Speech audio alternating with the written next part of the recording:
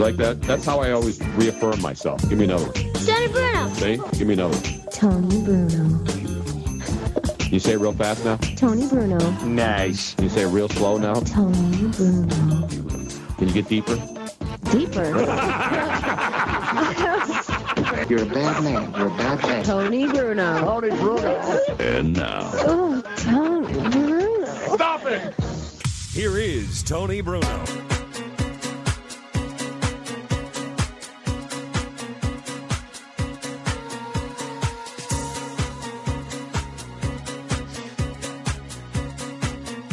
Couldn't have done that before the show? It just came up, so to speak.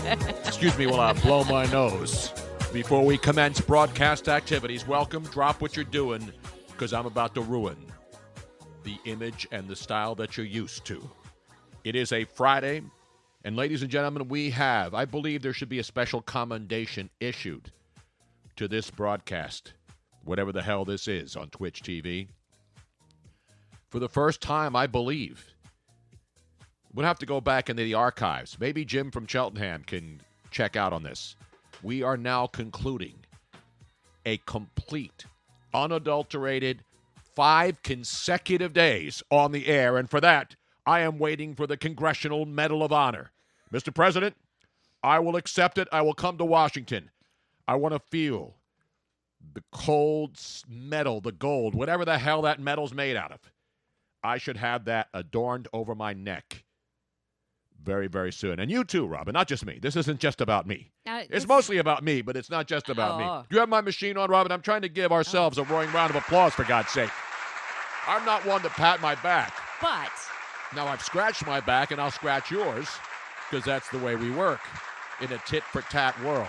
Would that be considered tit-for-tat or quid pro quo, or what would we consider that? I don't know. Maybe we have to come up with a new name completely. It's you scratch my back, I'll scratch yours. That's tit for tat. Exactly. But mostly tit for tat is used in a negative connotation. Tit for tat's always good for me. Anything with the word tits in it is good for me. Like, calm your tits, which is one of my favorite sayings now. And the reason I use that, you know why I use ladies it? Let and me gentlemen, explain. first of all, I want to make a disclaimer here that I've been telling him that he should not be using this. But go ahead, Tony. You know why I use it? Because women use it to me. And so I believe in equality for all. So if a woman can say to a man, we also have tits, but we don't call them tits. We call them breasts. We don't even call them breasts. No, pecs. Pecs, but they're not pecs. The muscle behind it is a pec. Women have pecs too. But why do we call women's breast tits and men's breasts pecs? Can I tell you that I very, very, very rarely, if ever, call my breasts tits. But tits are an acceptable word now. They're not one of the 7 words you can't say from back in the day. It's still, it's not, to me, it doesn't. Robin, just calm your tits. This is a joke.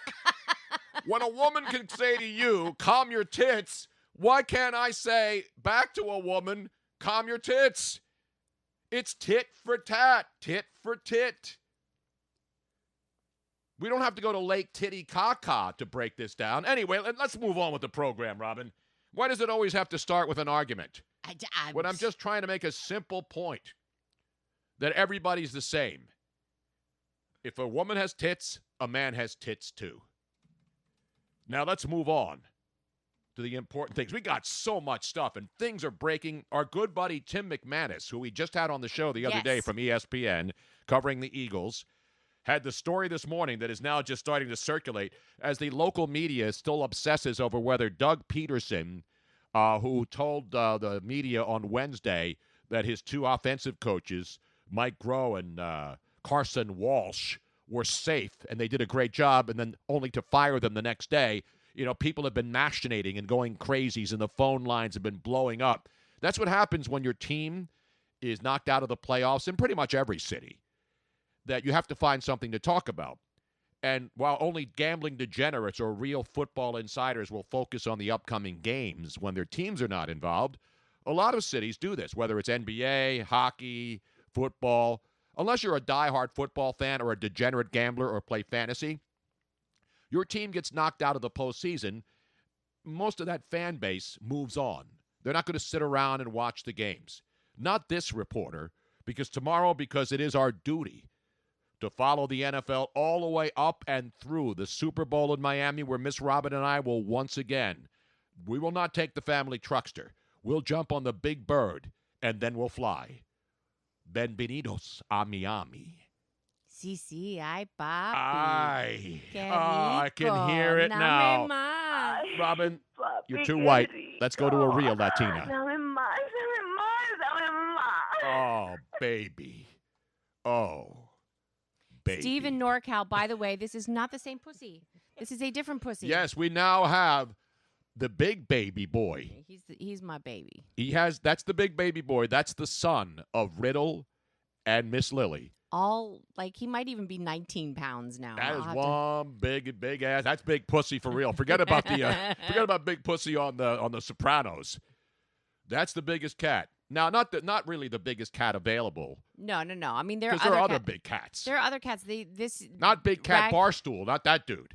He's not even a cat. Rag dolls are on the larger scale spectrum for domesticated cats. There are other cats that are even larger than rag dolls that can get up to like 30, 35 pounds.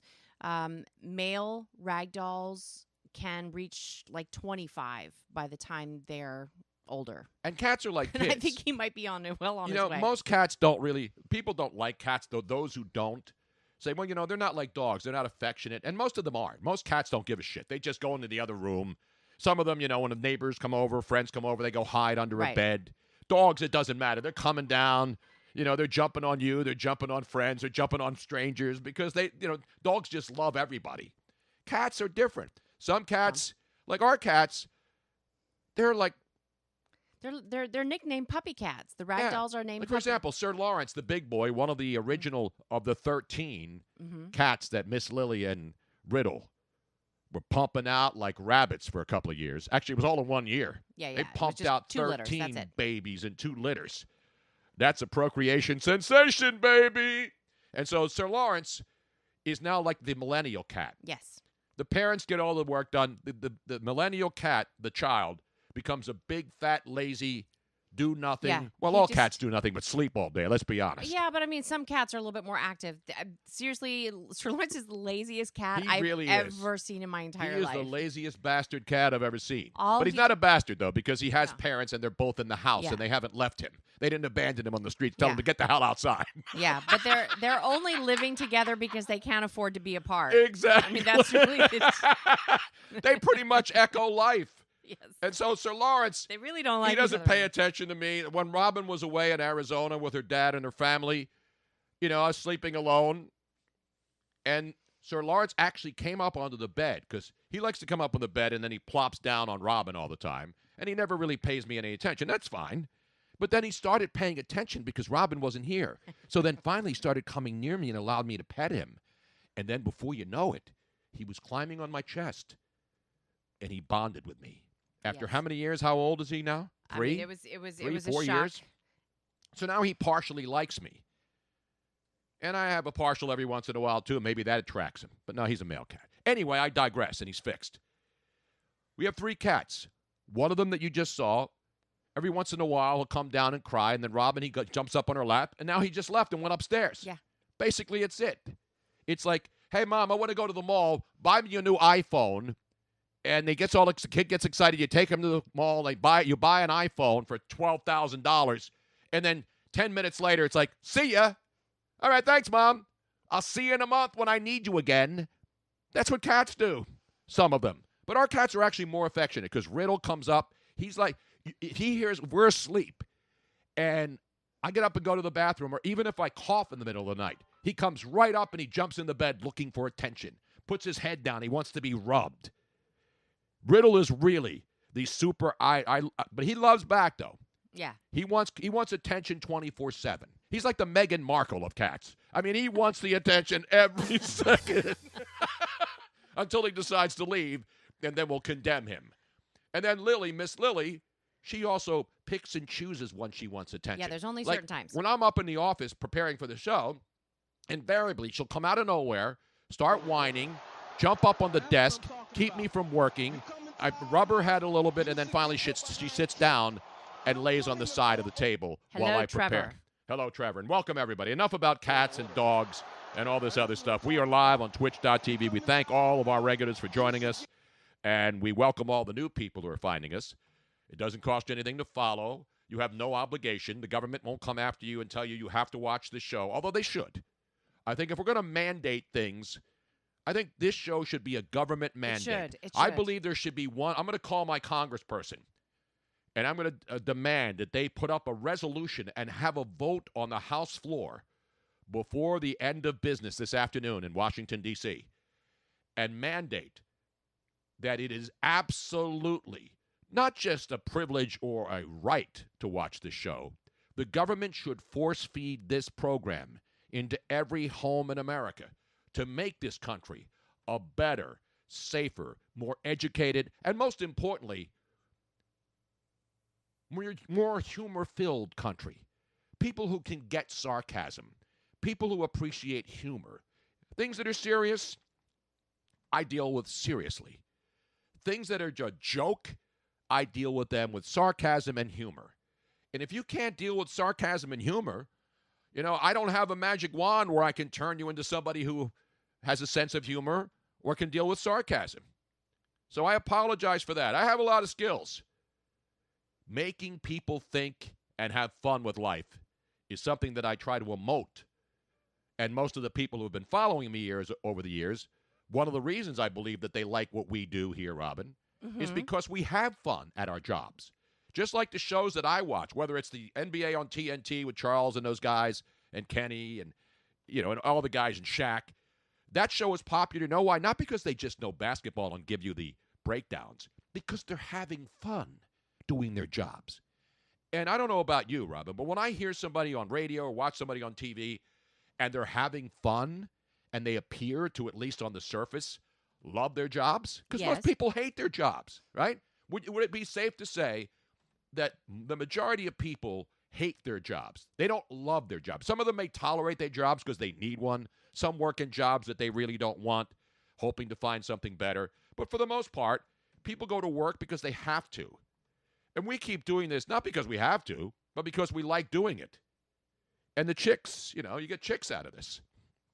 And dudes who, look at Robin every day. It's part of being who we are, what we are.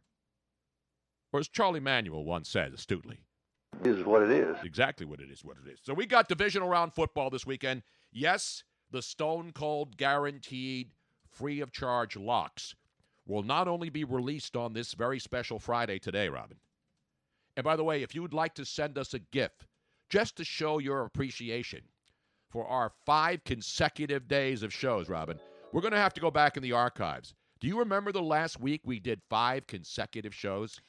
It's almost like it's almost a modern day miracle, showing that 2020, maybe this is the year. Well, it is a year. Is it a good year? Is it a mediocre year? It's a very good year. And that's when I was 17. That's when I got laid for the first time. But anyway, I digress. So let me explain what's happening in football. And I'll get to the Tim McManus story that I mentioned earlier. The divisional round, so that means the final 8 teams. How many from the AFC?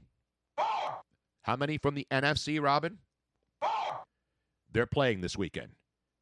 So by Sunday night, let me explain this for you novices or those that are not. Should we write it down? Yeah, I have it written down. Okay. By Sunday night, we will be a week away from being 2 weeks away from Super Bowl 54 in Miami. You following me right now? Yes. So we have 8 teams now. Just picture this. Okay, I'm picturing. 8 teams will go into the arenas. Got it. 4 and 4. 4 and 4. 4 Saturday and 4 Sunday. From that 8, how many will remain by Sunday night? Exactly. 2 and 2. 2 and 2. Is this love connection when we come back in 2 and 2, as Chuck Woolery used to say? Pair them up. So then, see, 4 is always the number one. That's why 4 is our favorite number. Even when the count was trying to tell me that 7, 8, 9, it's always about 4.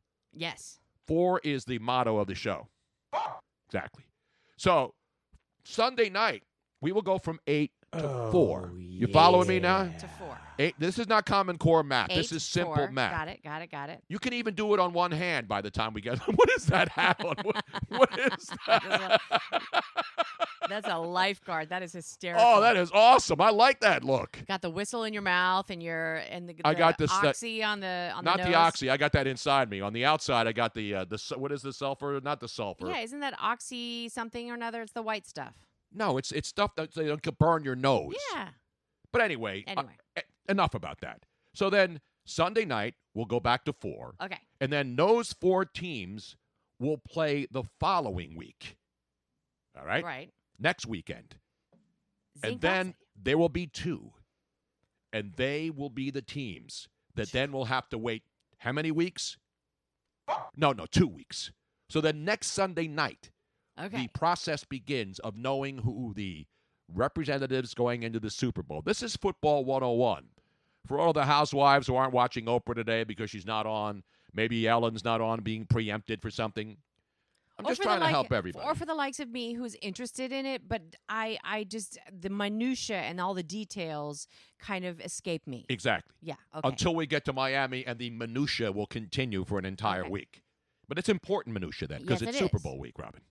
So Sunday night will be a week away from being 2 weeks away from the Super Bowl. That's the way to think of it. Breaking it down to simple brass tacks.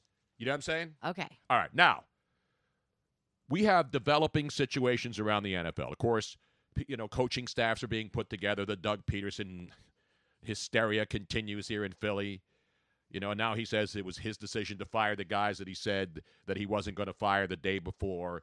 And now he'll be going in front of a congressional delegation, and they will have a hearing to find out whether Doug Peterson was really lying to all of you or whether or not it was just a simple misspeak the day before.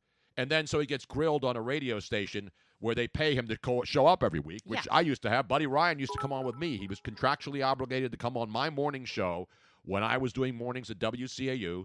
We had the Eagles, and so the station pays the coach to come on every Monday morning. Right. Many times they don't even want to do it. Now coaches don't even have to do it. Some coaches don't do it, but most of them do. They get paid. They show up on a morning show. And so Doug Peterson went on the WIP, and he was grilled about, Doug, you said you were going to fire these guys. You said they were safe, and then you fired him. And then he said, well, blah, blah, hamana. I was playing with a water bottle in my mouth, and I really didn't know what I was going to say, and you guys caught me. Mea culpa, mea culpa, mea culpa, 5 Our Fathers, 5 Hail Marys, and a bottle of holy water. So next time when you're manipulating a bottle of water in front of your mouth, you'll know that at least has been blessed at the Cathedral of St. Peter and Paul in Center City, Philadelphia, Robin. If Doug Peterson had, instead of using just regular bottled water or purified water, had gotten holy water while he was manipulating that bottle in his mouth the other day, it probably would have cleansed him from all of his potential sins, possible lies, possible yellow lie. What are these masks that people are putting on me? I know. I like them, but don't get me wrong. Now, for people who are watching on Twitch and are subscribers, they see all these weird things that people can do. Yes. It's like pin a tail on a dog. So you can put masks on me. How come Robin never gets that stuff put on her? Because I can only choose one camera to have the masks. Can you? So then why don't you just put the one shot on you? Because Robin is the producer, director, key grip. She's the caterer. She's the FSX supervisor. She pretty much does everything except wash the dishes. But everything else, she's got that covered. Although she did wash the dishes last night after making an absolutely spectacular what's for dinner? Let's grab some cavatellis. Let's grab some shrimps. Let's grab some Kalamata olives. Let's slap those babies down, flip them, and rub it around. And then, of course, add the ooey gooey cheese to finish it all up. Just a tiny bit of cheese. No, it wasn't like the bubbling cauldron, No. scalding cheese drippage that I love. But it was just the right amount. And Robin, moments before wondering what she was going to make for dinner, within a matter of a half an hour, produces a spectacular dish. I might not be like a 4-star chef, but I am a 4-star. Nobody can whip it up, slap it up, or flip it up. Whip it up, chef. And this isn't even just a leftover. People do that. You made shepherd's pie the other day, right? Because which we had from extra leftovers. mashed potatoes from a recent prime rib dinner. Mm-hmm. So we made too many mashed potatoes. You save the mashed potatoes, and then you do shepherd's pie. I call it kitchen sink cooking. Yes. I just see what's available. Why don't we have a cooking show where we could be making a lot of money and selling pots and pans on QVC instead of sitting in a wine cellar in South Philly? I don't know. I guess we could, but yeah, no. I'm one of those really great cooks that if you put me in the kitchen and I look through the pantry, but not barefoot but pregnant, by the way. And Robin can go into the kitchen. She goes in barefoot, but never pregnant. At least not in my house. Yeah, no. Not in my house anymore either. Trust me. But, so yeah, no, I'll go through the refrigerator, go through the pantry, and go, okay, let's see what I can put together. And I do damn well. Yes, if she I does. say so myself. See, people think I only criticize you, Robin. I was so hungry last night because we did the show, then we were down here getting ready for my picks to post them to make sure I got them out last night so people can get the Stone Cold divisional round locks. And so we were both starving, and by 6 o'clock, we're like, what are we going to have for dinner? And then Robin goes up and then spins her magic in the kitchen. And unlike Luigi, who just keeps the kitchen, Robin only makes it a partial disaster. It's only in the sink. And usually I'll rinse out stuff as I'm going along. But last night, everything it was a quick meal. So I didn't have a chance to really do too much rinsing. It's okay. Just rinse and repeat. We'll have that with us at the Super Bowl, by the way, the rinse and repeat background that I love so much. Anyway. I think we might have a new one. A new one? Yes. But we'll talk more about that later. All right, now let's get it back to the football. So anyway, we got the Eagle stuff going on. Who's going to be the new offensive coordinator? So all the teams around the NFL who have made changes. Wait, I have to I'm so sorry to interrupt. Is this breaking news? No, I need to make a correction. Because Fister Ball says Tony needs the blue pills, Dean. Tony doesn't need the blue pills. It's that that part is fine. It's that he chooses not to procreate. He just chooses to practice. Yeah, we're talking about practice. Man. Practice only. Baby. Practice makes perfect. And by the way, I don't want any more babies. Yeah, no. We both. We're done. I'm not Tony Randall. I'm Tony Bruno. Tony Randall, remember the legendary Oh my God. He had a baby when he was like 8 years old. And then he dies, and his poor wife has to raise a baby. So I don't care how old you are. If you want to have kids when you're older, guys can obviously make babies when they're old. Yeah, no, because you see the difference between men and women, just to do really quick, just in case somebody needs a biology lesson. Men's sperm gets men can make new sperm forever. Exactly. They don't just sit there and become old. Not all men. I mean, there are a lot of men who can't procreate because not through the fault of their own. They stop producing. Exactly. So But there are so many men who try to have Right. babies and want them, and then they can't get it done. When men produce sperm, it's always new. Eggs in women, you're born with them. You have them from the moment you are a woman, and then they just keep getting older. So it's not good. They start to get old and wrinkly and don't make good babies no more. Exactly right. Enough about the baby. Okay. Sorry. I mean, if you want to make I had to babies, digress. I just rehearse making babies. See, the thing about making babies, I mean, the whole purpose of whole purpose of sex, the initial reason was to reproduce. Yes. And luckily for the human race, the reproduction process it's quite enjoyable. Pleasurable. Yes. Now, for certain animals, I highly it's recommend not. it. Like, there are a lot of animals that hurt one another. And I don't mean like biting on the back of the neck hurt, because some women in the human race and men like that. But there are animals, and you see it on the animal planet. Yeah. When they procreate, it's wham, bam, thank you, man, pull Or out. Now, the worst I've ever seen, though, are ducks. I mean, like the drakes, they freaking... Not like, Drake, not that Drake. No, the they're real called drakes. the male ducks called a drake. I know. They gang... I don't want all of our rapper fans to get confused. They gang rape a female duck, and then they, like, if it's in the water, they try drowning her. I'm amazed that any ducklings are ever born. It's the most horrible thing ever. But I digress. Let's get back to sports. Not shall we? Kenyon Drake. No, let's get back to sports. Not Tony. Drake, the entertainer who sits at the arenas and watches the Toronto Raptors. Not, let's see, who else? Not Drake cakes, which make yodels and ringdings. Say what? You know what yodels are, right? They're the two little chocolate things in the pack that are. There's round. They're rather called than, yodels, okay, and yeah. then there's ringdings, and ringdings are that beautiful chocolate. They look coated. like a hockey puck, right? Yeah, but they're not solid. They're cake and cream inside. Yeah, it looks And like a then- hockey puck filled with exactly. cream. Yes. Drake's cakes. You never seen Drake's cakes? I have, but I didn't realize that they were made by Drake's. They're not made by like Drake's, the Ducks. They're made by in a factory somewhere, probably be a bimbo factory because they're buying out And all I the think bakeries. ding dongs are the ones that are more familiar to people. But they're called different things. But well, I'm using. Remember, Drake is the thing Yes, right now. I know. Drake's Cakes makes ringdings, and they make yodels, and yodels are the little 2-pack. But both of them have that nice little thin crust of chocolate, so that when you bite into it, whether it's a yodel or a ringding, you get that little bit of crunch. It's not like what's the other stupid thing that people that get high eat, where there's no chocolate on it? It's just a rolled up little cake with cream in it. Right. What are those things called? It's basically the food of stoners. Ding dong. No, they're not ding dongs, Robin. What's the matter with you? Not Twinkies? Not the Drake Tavern in Jenkintown. That's right. We went to the Drake Tavern many Yes. times.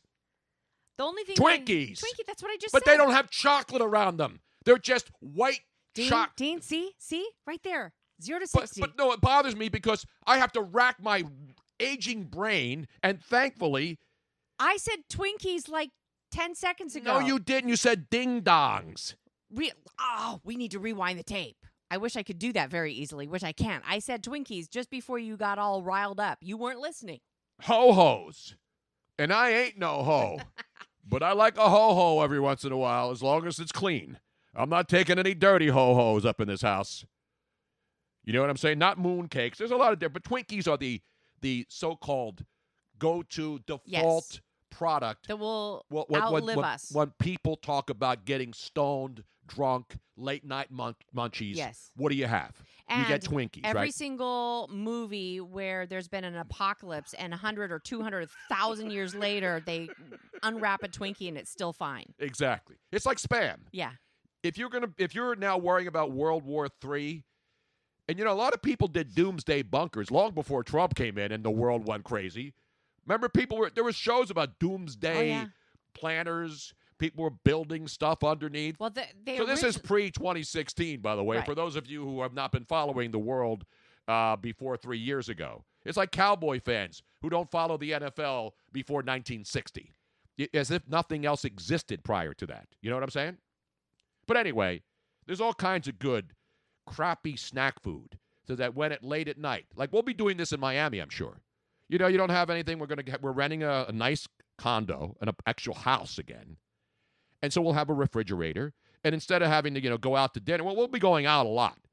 But when you rent an Airbnb, and we've been doing this now year after year, whether it was in Tampa with that amazing house we rented, a whole bunch of people, or whether it was in Houston when we had that nice condo, or houses in Minnesota. The house that we got this time in Miami is fantastic. It's right in Biscayne Bay. Oh, and man. it's a beautiful, beautiful little compound. Compound? Yeah, it has. Can I start my new Spawn Ranch so that I can become another hero like Charles Manson is to people in the country? I can get people in there. I'm very excited. This place, it's gorgeous, man. and it has like the main house, and then it has like a little guest house. You want to talk about Party Central, yo? Party If we had time. people in the no, that's what happens. We get these beautiful places, but we're working 24 hours a day. I know. I got to put that because I know that wasn't changed, Robin, and I'm doing this right now. I want to put the music on because this song it's about the soundtrack of our life. I need some Miami music. Socoriamo. Let me get some. I need to get some. I wish I could speak Spanish. Well, Robin, instead of learning all these languages like German and Dutch, well, you had to. You lived in Holland. Yeah. But people take languages that don't make any sense. Like, again, you can learn any language you want, but like Japanese is a very difficult language. I'm a hands-on kind of person, though, because I don't think that I just don't. Languages to me should be learned while you're there.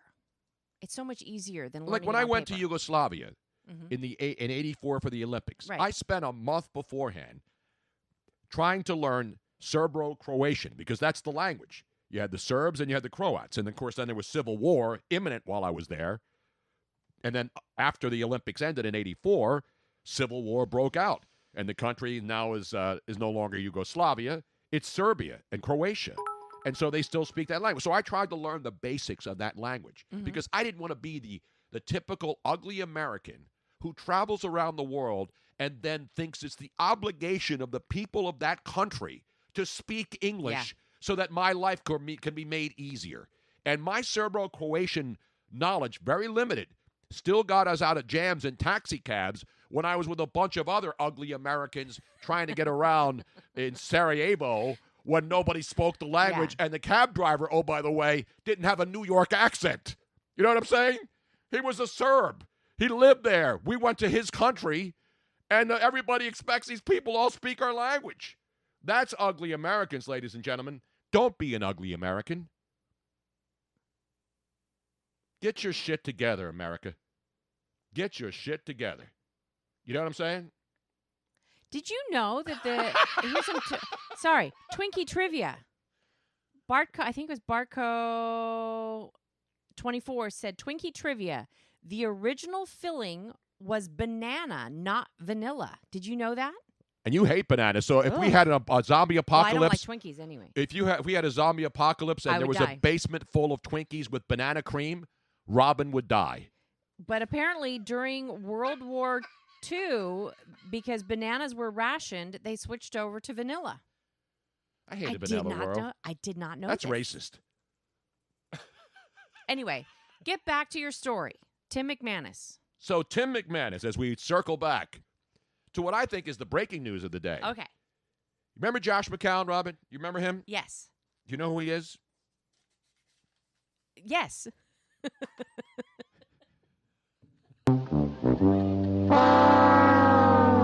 Let's noted noted NFL insider Robin Austin getting ready to head to Miami. And when somebody walks by that I know that she's actually met before and says, "Hey, Tony," and she says, "Who is that?" And I'll say, "That's the guy you met last year at the Super Bowl." And I'm the one who has fried brain cells? Tony, I do. I see, the thing is that can we just get to the story without you bringing me into this? Because we get sidetracked every single time. The story was yes. Josh McCown, yes. who when we last saw him was trying to help the Eagles beat the Seattle Seahawks in the playoff game here. He was very sad afterwards. Well, you know why he was sad? Not just because he lost and he's 40 years old and he couldn't run anymore, and people were making fun of the fact that he looked like he was had a hard time moving. Right. Now we know why. Thanks to Tim McManus. Well, it wasn't Tim McManus' fault. Josh McCown tore his hamstring off the bone of his leg in the second half of that game. Oh, my God. And continued to play. Oh. So for all you couch potatoes and degenerate gamblers and fantasy people mocking Josh McCown. Off the bone? Off the bone. Now, I like ham off the bone. When you go into the supermarket, you get it off the bone. You get the stuff that's, processed, and it's got all that gelatinous crap all over it. Josh McCown was playing a football game when he tore the hamstring off the bone in the second half. Damn. And then they finally, and you saw him limping around out there, right? Yeah. And they had no third-string quarterback because for some reason, the guy that the Eagles drafted a couple of years ago wasn't dressed. A younger quarterback. But wasn't there somebody else that wasn't designated a quarterback that was prepared to Nobody step in? was prepared. The only other guy who could have gone in and played quarterback was a guy who's their wide receiver who was the quarterback in college at Houston. But he didn't practice playing quarterback the week before. Bottom line is this.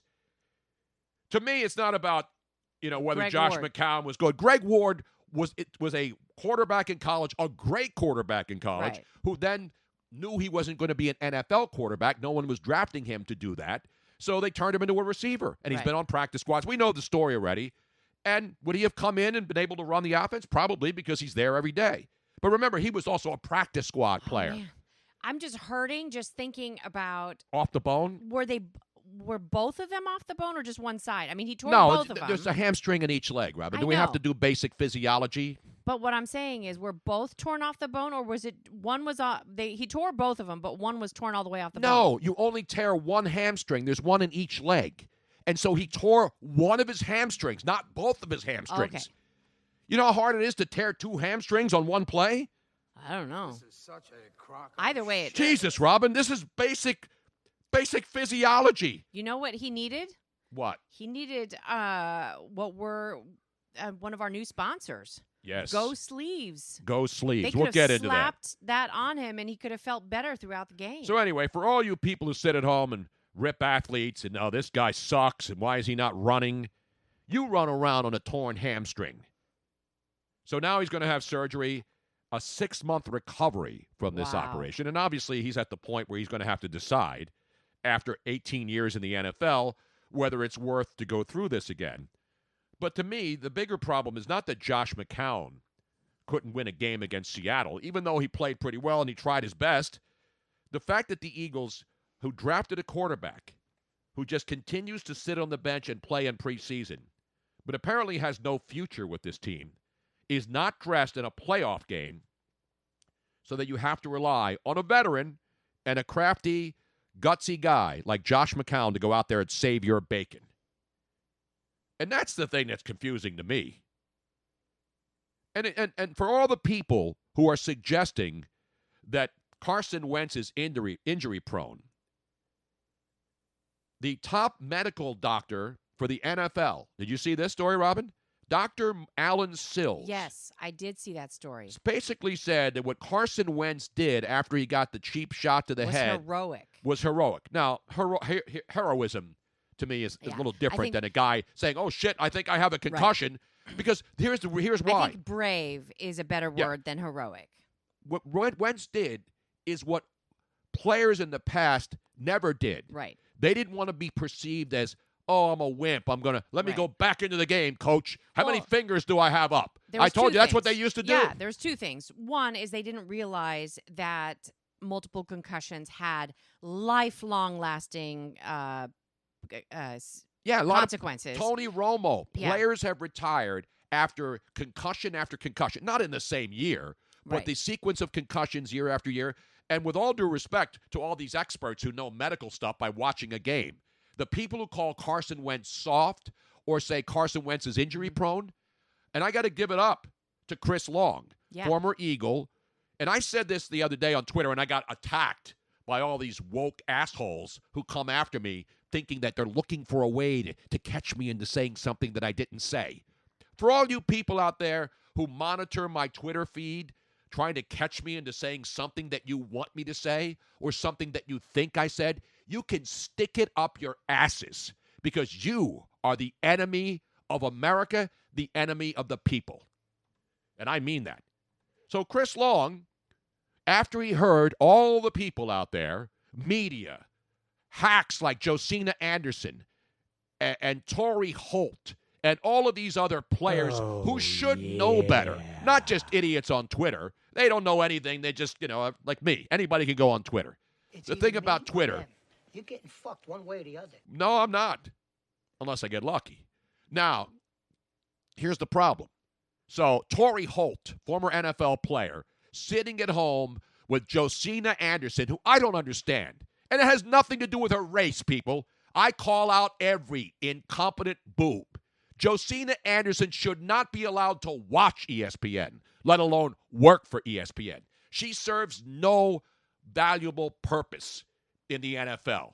If you think I'm saying that because it's a racist thing, no, I'm saying that it's a competency thing. Because even Chris Long, who, by the way, yes, he's white, but he's playing with African-American players all around the NFL, wherever he's been. Some of his best teammates in the NFL, guys who played next to him and put their bodies on the line to win. I'm glad he came forward and said how disappointed he was in the media. Forget about fans. Fans are always going to have an opinion, and most of the time it's uninformed, uneducated. That's why we have social media and talk radio. So those people get a voice to say idiocy or sometimes say a smart thing. Sort of like me. Except my idiocy quotient is not as high as most of the idiots on Twitter and on sports radio and calling into shows or hosting shows. By the way, thank you, ladies and gentlemen. in the chat room for reminding me that this is a Tony Bruno rant. It's not really a rant. Yes, it is. Go ahead. And Continue. so I got guys coming at me, woke guys coming at me on Twitter when I trashed Josina Anderson, suggesting that I'm only doing it because of the color of her skin. No, people. It's not because she's African American. It's because she's a sleazebag. It's because she preys on players in locker. I'm not saying she's sleeping with them. I'm just saying. But what did Brent Selleck say? Brent Selleck. Chris Long, sorry. Robin, can you let me finish the story, please? I don't need you to tell me what to say. I don't work for CNN. I don't have Jeff Zucker call me every morning and tell me what I'm supposed to talk about. I don't work for Fox News to tell me what I talk about. I speak my own mind and I speak my heart. I don't even have a script. I just have notes, and none of it has to do with rants. I don't plan rants. Rants are organic, sort of like the overpriced vegetables and bananas that you're buying out there. But anyway, I digress. So Chris Long, God bless him, comes out, rips the media, rips Josina Anderson, rips Torrey Holt. He's a player. He knows media, and he knows other NFL players, regardless of their race. And what he said is that he was ashamed of how many people in the media and people who played the game and people who report on the game were calling Carson Wentz soft and suggesting that he's injury prone because he got a rare concussion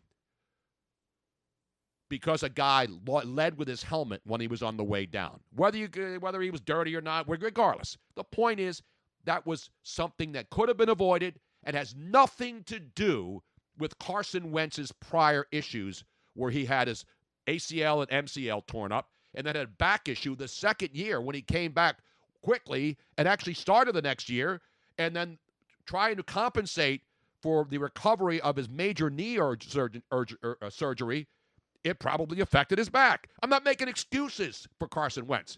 So when Carson Wentz goes out there and plays the season, there's this group of people out there who always get upset and blame Carson Wentz and say he's not the right guy. And this is not about race because they want Nick Foles back because Nick Foles was the hero and he happened to be white. Who is also injured. Who got injured in his first game in Jacksonville. And now they're going to try to get rid of him because they got Gardner Minshew, who they got cheap and don't have to pay $50 million.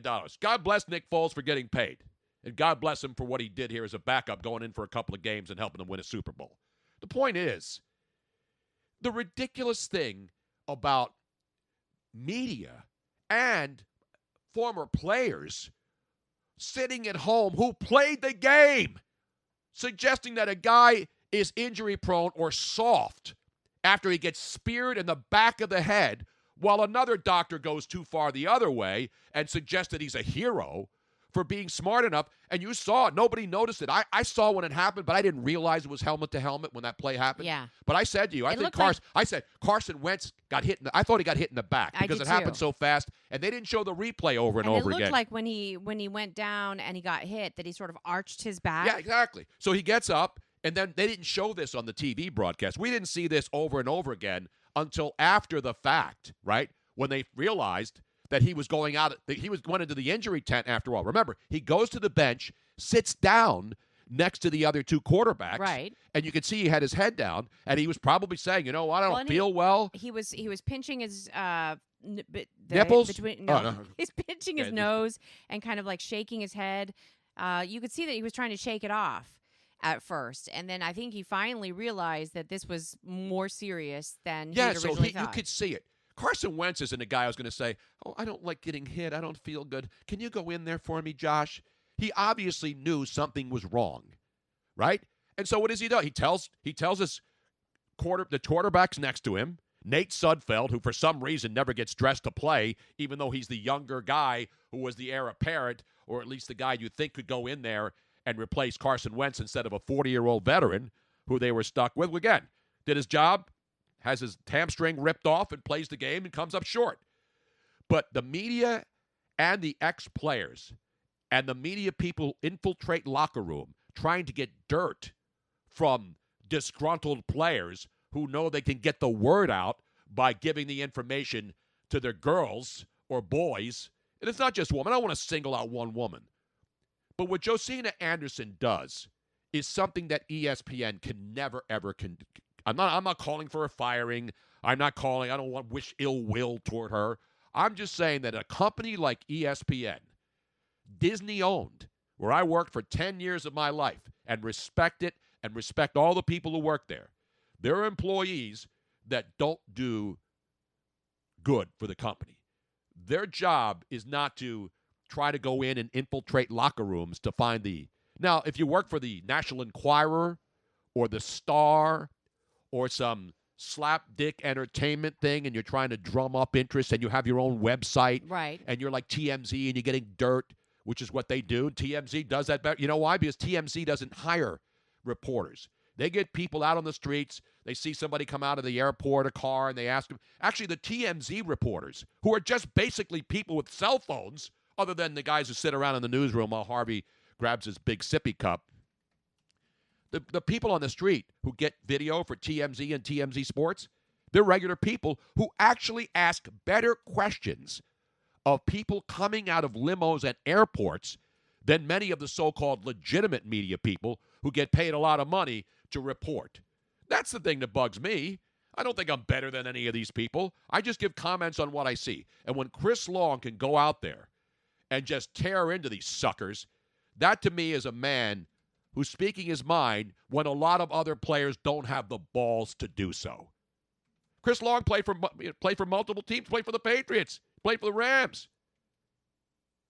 And he sees when somebody that he has gone to war with, so to speak, another overused term in sports, just like heroism, but he's been out there, won a Super Bowl before in New England. So this guy is not just some scrub player like Orlando Scandrick who goes on TV every week and they put him on there to talk about stuff about how he sucked with the Cowboys at the end of his career and then came here and sucked in his brief stay and now all of a sudden is the go-to guy on defensive backs that suck. That shows you how crazy this world is. Hey, let's get Orlando Scandrick because he's going to rip everybody and rip the Eagles locker room and rip Carson Wentz and then suck up to the Cowboys who never won anything while he was there. And then he's going to be on every week because they know they can get him to say stupid stuff on Fox Sports 1 in the morning when the guy couldn't be more irrelevant to anything that matters in sports. He ain't won jack in his career, but now all of a sudden he's the go-to guy for all things controversial because he'll say stupid shit so he can get a job as an analyst. Good for him. I'd rather listen to a guy like Chris Long or other players with the balls to step up. And when they see media people and former players calling Carson Wentz injury-prone and he's soft, he called those suckers out, including Torrey Holt and that dipshit Josina Anderson. That's my anger. My anger is not at people on Twitter or people who just have an opinion. No, and we want to thank Sticky Pirate for ghost hosting the show. Is he ghost hosting? Yes, he is. Whatever happened to the other ghost guy? Remember? Space Ghost, Coast to Coast? You remember him? Oh, I vaguely remember him. I love that show. And thank you, everybody, for sharing the show.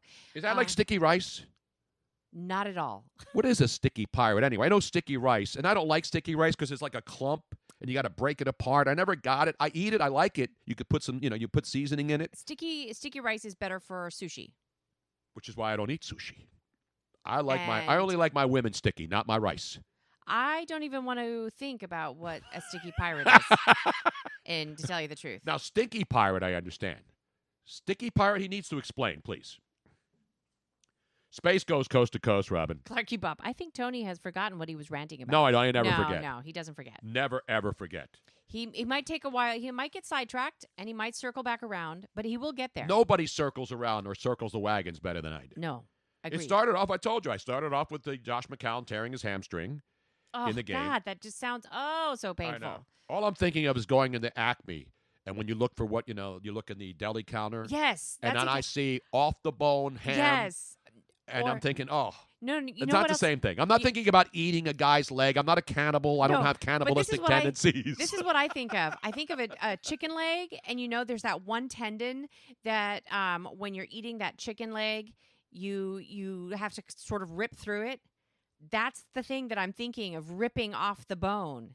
And I don't know why that's the image that's coming to my brain, but it sounds incredibly painful. I know, and it's lunchtime, and people are probably eating nice ham sandwich. Andy Reid probably would tell the media today, let's go have a nice ham sandwich. Let's go have a ham sandwich. Sticky Pirate says, Daddy needs to change his name. Old inside joke that's stuck. Can you find Space Ghost Coast to Coast for me, Robin? I don't know why that show is not still on. They rerun all the old. We still have Clutch Cargo cartoons on the air, one of my other favorites. I showed you Clutch Cargo, right? Yes. Which is basically static drawings of these characters, and then they would superimpose like a real mouth, sort of like SpongeBob does too. They have like the real mouths in some of the characters, and it's just a cartoon, and not really an elaborate cartoon, not a very in-depth, not like the crazy stuff they do now with special effects. Space Ghost Coast to Coast. He was like a DJ sitting on the ones and twos, Right. summoning the world. Give me just a taste of Space Ghost, Robin. Moltar, look, I am green with evil. I said, did your mail order come in yet? Yeah. What do you get? So very weird. What kind? Lava. It's got pumice. Yeah. That's your new book? What? Is that your new book? Shut up. I'm reading my new book. Sorry. Huh? I said you can't read. Yeah. I don't understand the Where's the ghost? caption. In the back with his new sea monkey kit. You don't understand, Robin. I don't understand. This was next level cartoon action. It was deep thinking cartoon action. See, this is There's the Space Ghost there. Yeah, this is See, there were- cartoon action for dads that would sit down with their kids. No, I never sat down and watched these with my kids. No, What is that? See, Space Ghost is the good guy, and this guy's a bad guy. And then it's like deep thinking. It's like SpongeBob. SpongeBob is for kids, but adults get it better. You know what I mean? It's one of those kids can watch it and miss a lot of it.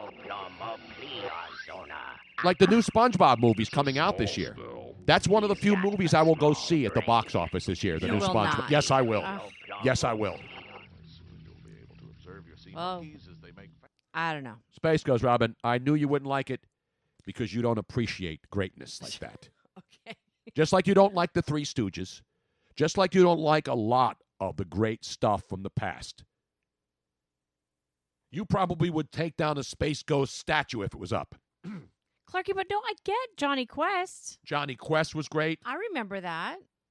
Of course, the greatest movie ever made, which you bought for me last year. No, who bought it for me and ordered it? I ordered it for you, even though I'd never really seen it, and the sex scene really is disturbing. I didn't want it for the sex scene. It was just one of the great movies. Well, the one that the unedited version is what I bought version. you, and the unedited sex scene is incredibly disturbing. I find it kind of fascinating myself, even though I'm not into that stuff. We're talking about Team America, World Police. Yes. Puppets of famous actors who are mocked by the guys who bring you. It is quite brilliant. And South it would Park. never be able to be made today. No, and those guys don't want to do it because it was really difficult to make Yeah. because they were real string puppets. They weren't, CGI string puppets. Right. So if you've never seen Team America, it's a movie that is more appropriate now than ever before. It was way ahead of its time. But because everybody's so woke now, and because, oh, by the way, Matt Judge and the guys who did Trey Parker and those guys mocked Hollywood, sort of like Ricky Gervais did the other night.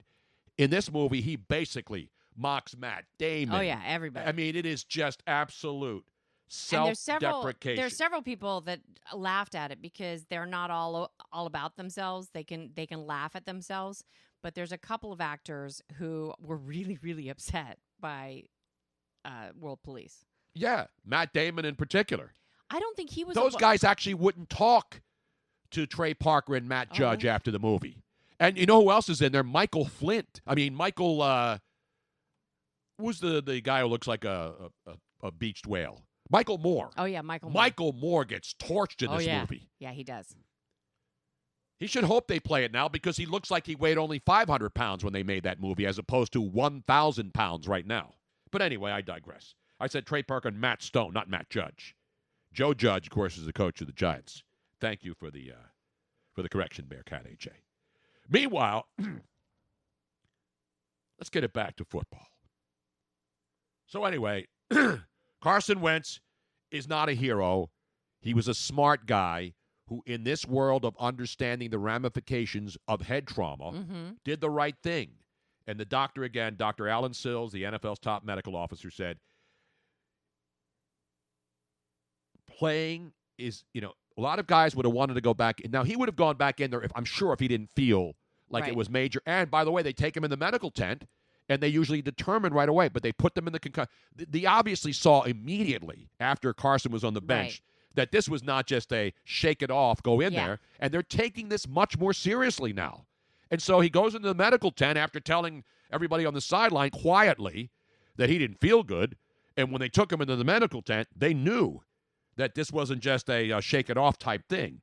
So when he went to the locker room, it became very apparent that this was head trauma because most of the head trauma problems come from getting hit in the back of the head, not in the front of the head. Right, because your spine is right there, and you're a lot more vulnerable. Plus, your brain gets bashed forward, and then it hits again. So there's two impacts. The original impact in the back of the head, and then your head hitting the ground in the front. So you're getting your brain bashed back and forth in one fell swoop. And so I agree. He understood that playing is not toughness. Now, some people in this day, and I love the old school NFL, but I don't like guys getting hurt and then 10 years, 20 years down the road, they're vegetables. Nobody wants to see that because nobody understood that. That's the great thing about technology and medical advancement. And so while people will call Carson Wentz soft and injury prone, to put this injury on him and his past problems is just irresponsible douchebaggery at the highest levels of media and former players who should know better. So screw all you. Screw you, Torrey Holt. Screw you, Josina Anderson. And screw any other player who has the balls to think they're a tough guy by going on cable shit shows and ripping other players because you failed, and you failed miserably at your job. That's why those players who just serve that purpose to titillate and get people to watch a show because they're going to say outrageous shit. The fact that they're allowed on... Listen, I believe in everybody's entitled to an opinion. But when your job is to just form opinions based on saying outrageous things that he probably doesn't even believe deep down inside, especially if you played in a contact sport. You're a cornerback. You're getting hit all the time. You're hitting players. That's the thing that's... Being a fake shock jock, even as a former athlete, serves no legitimate purpose other than to make a name for yourself by being outrageous and outlandish. And not only that, but when you're... And there's nothing wrong with being outrageous and outlandish. You need to have your vision be completely 100%. Whether you're anybody, you need that. Yeah, but even more so, you have to have everything going for you. And if you are compromised, you would hurt the team. Nobody's disputing that, Robin. Well, they said, people are. They're saying that he should have kept playing. The same dopes who are called Carson Wentz injury prone are adding this to the latest things of why he's injury prone. The same people who would take that hit in the back of the head and immediately go out of the game, everybody has the same protections. It's just that now it's not just quarterbacks. Any kind of helmet-to-helmet hit, they immediately throw a flag. And they should. And then determine whether or not, because a lot of times they throw a flag on a helmet-to-helmet, and then when you watch it again in slow motion, which the officials don't have the benefit of doing, when it's bang, bang, they'll see and they'll pick up the flag and say that the helmet did not hit the other helmet. It hit the player in the shoulder pads. And so I err on the side of caution on the NFL's ability to now understand that we don't want guys, hitting each other in the head every week. Right. But throw the flag, then look at the replay and determine. That's why you have replay. look at the replay, see whether or not it was a clean hit or it was actually a helmet-to-helmet. And it doesn't matter what the intent is anymore, by the way.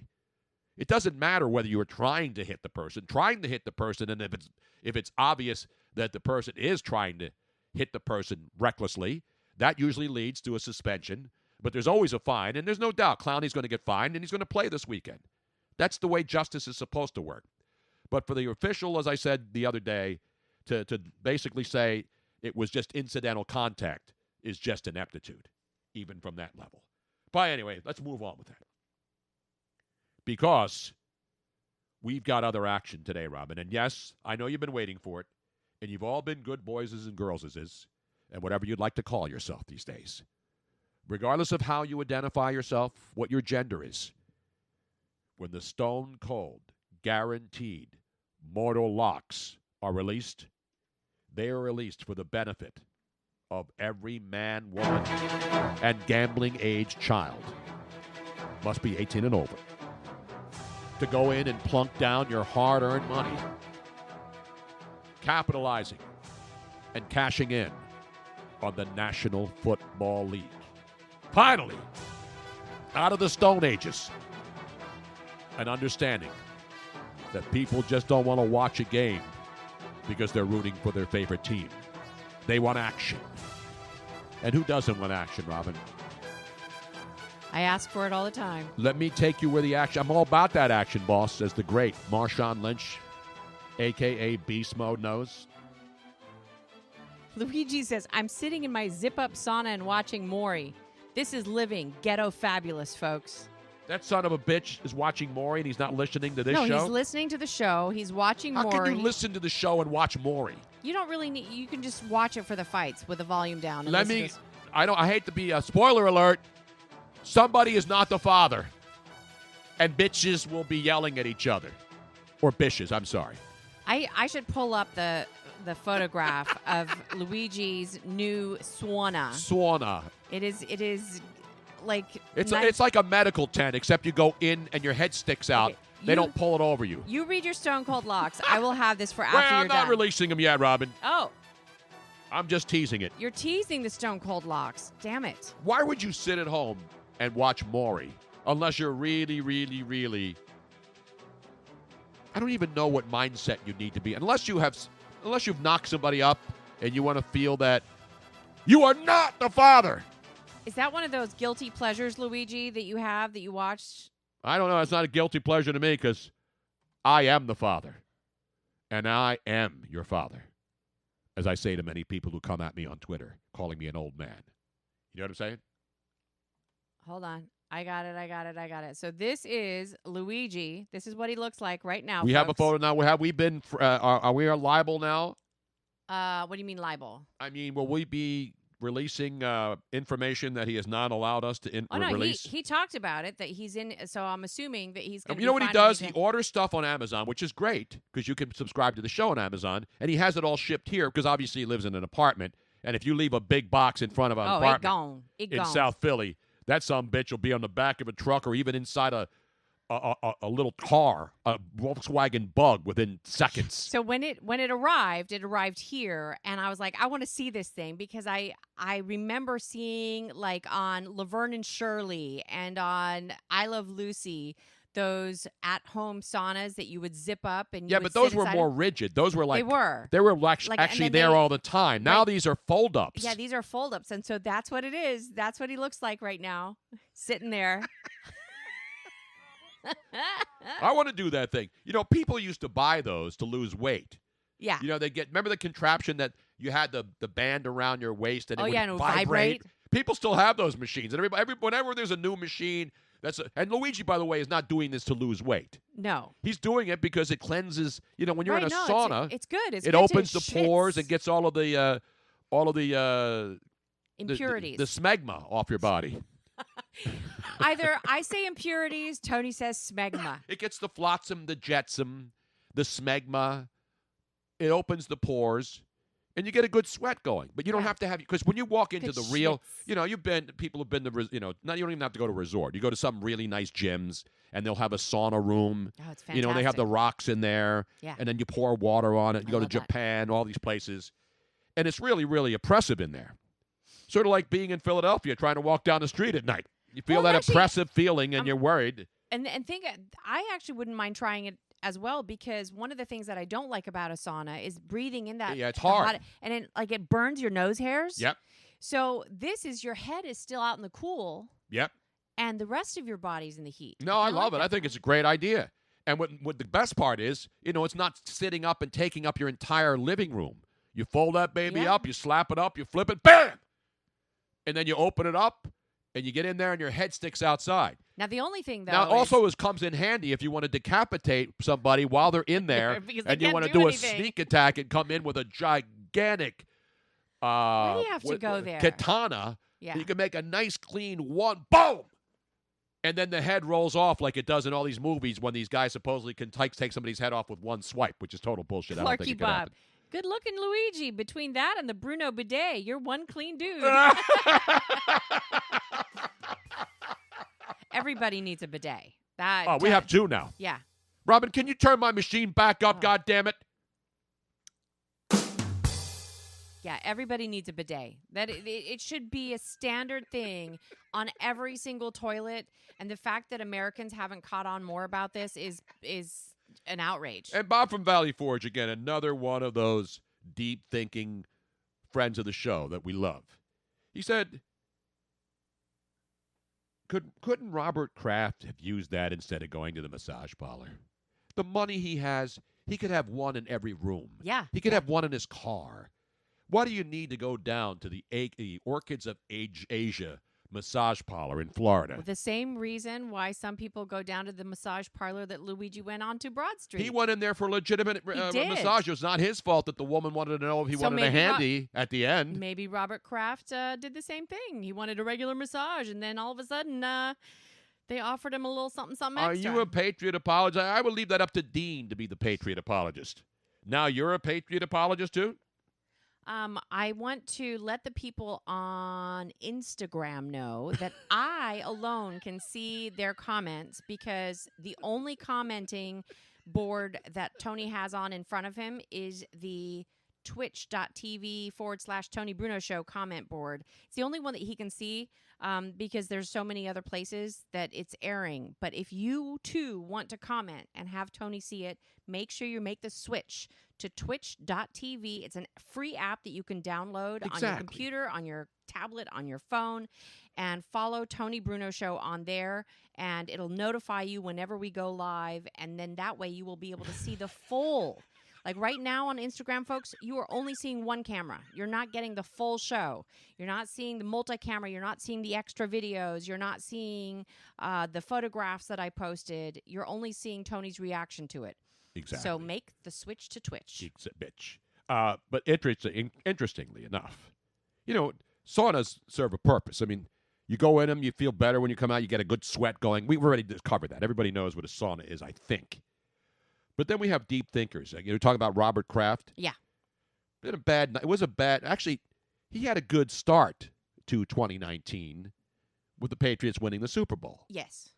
But then from that moment on, something went horribly Something wrong. went terribly, terribly wrong. Sort of like VH1's Behind the Music. Goes to a massage parlor, gets in trouble. Yeah. Doesn't get in trouble to the point where, he's been put in jail or he just accused got of sexual assault. Public humiliation. Yes.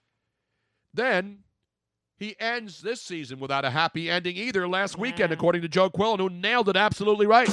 No happy ending in the massage parlor. No happy ending at home in Foxborough when the Tennessee Titans went up there and ended it for your team, your town, your New England Patriots. But let me give them a roaring round of applause and an E for effort.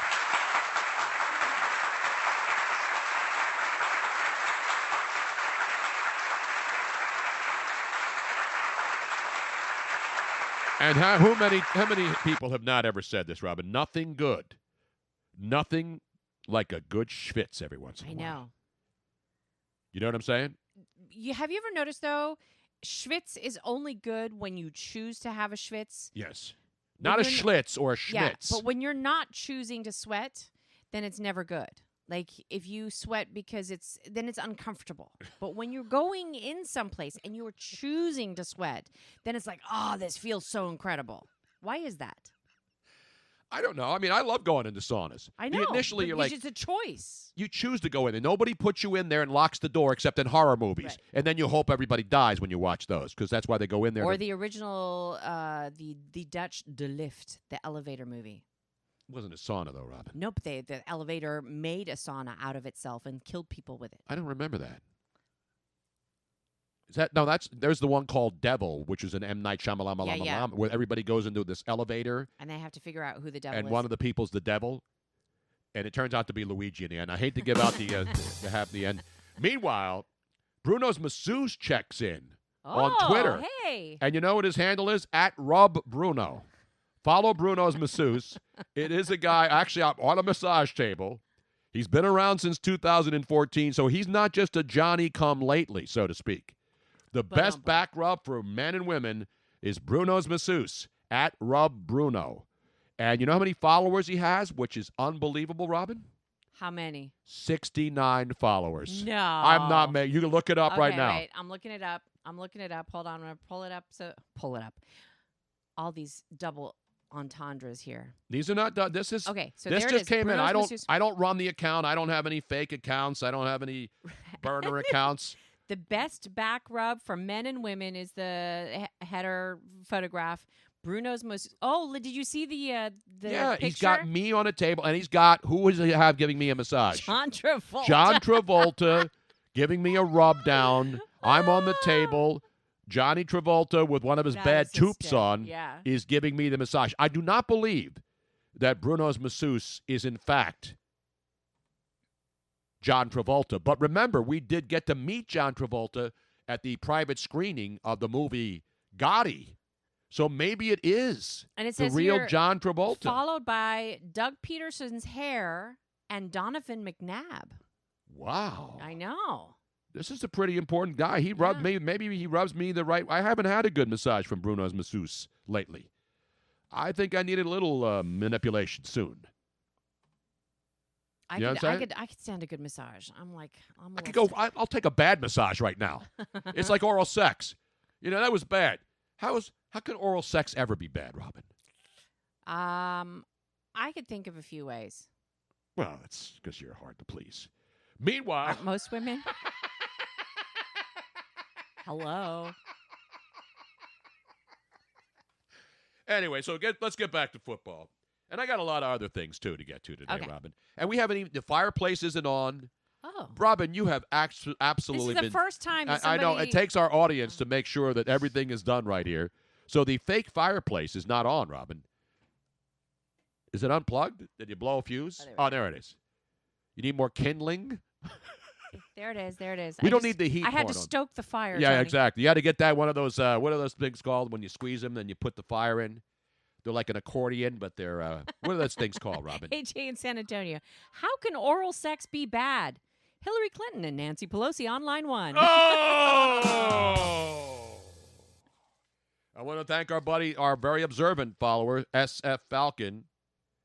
Yes. S Falcon 39. He's the one. He always points it out. But normally I have it on already. This is the first time that he has said, "Where's the fire?" And I actually did not have it on. We didn't start the fire, as the great Billy Joel once sang, Robin. You know what I'm saying? And by the way, you see the breaking. We have breaking weather news too. This is a big deal. A couple days ago, we had snow squalls and squall warnings, and people running around crazy in the streets. Not just here in Philly, but all over the eastern seaboard. And now suddenly, global warming is coming. Not winter, global warming. And I want to thank global warming and climate change because the climate is going to change, Robin. Do you see what the predicted weather forecast is for Saturday and Sunday here? No, what is it? In Philadelphia and vicinity? Supposedly, according to sources at the National Weather Service, JACUWeather, AccuWeather, Weather Bell, Weather Honeys, Weather Hose, it's going to be close to 70 degrees Saturday and Sunday with some rain in the forecast. In January? Yes, that is absolute proof.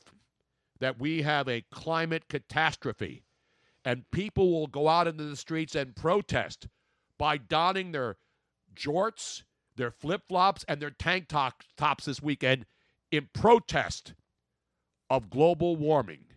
People will be heading to Wildwood on the boardwalk to watch the tram car, to hit the beaches in protest of 70-degree weather in the middle of January, Robin. Where do we go? What should I put on to protest the climate change this weekend? Should I march in front of City Hall? Can someone send me some prepared signs that I can go out there? Clarky Bob says, here in Minnesota, we call climate change the seasons. Yeah, baby. Yeah, we call it the seasons up there. And the good thing is, who's calling on the phone while we're on the air, Robin? That was a fabulous Philly Godfather. Does he not know we're on the air? Yes, he totally forgot. He goes, oh, my God, I'm so sorry. Let's put him on. Tell him to call back. I think he needed to talk to me about something about the Super Bowl, though. It wasn't that.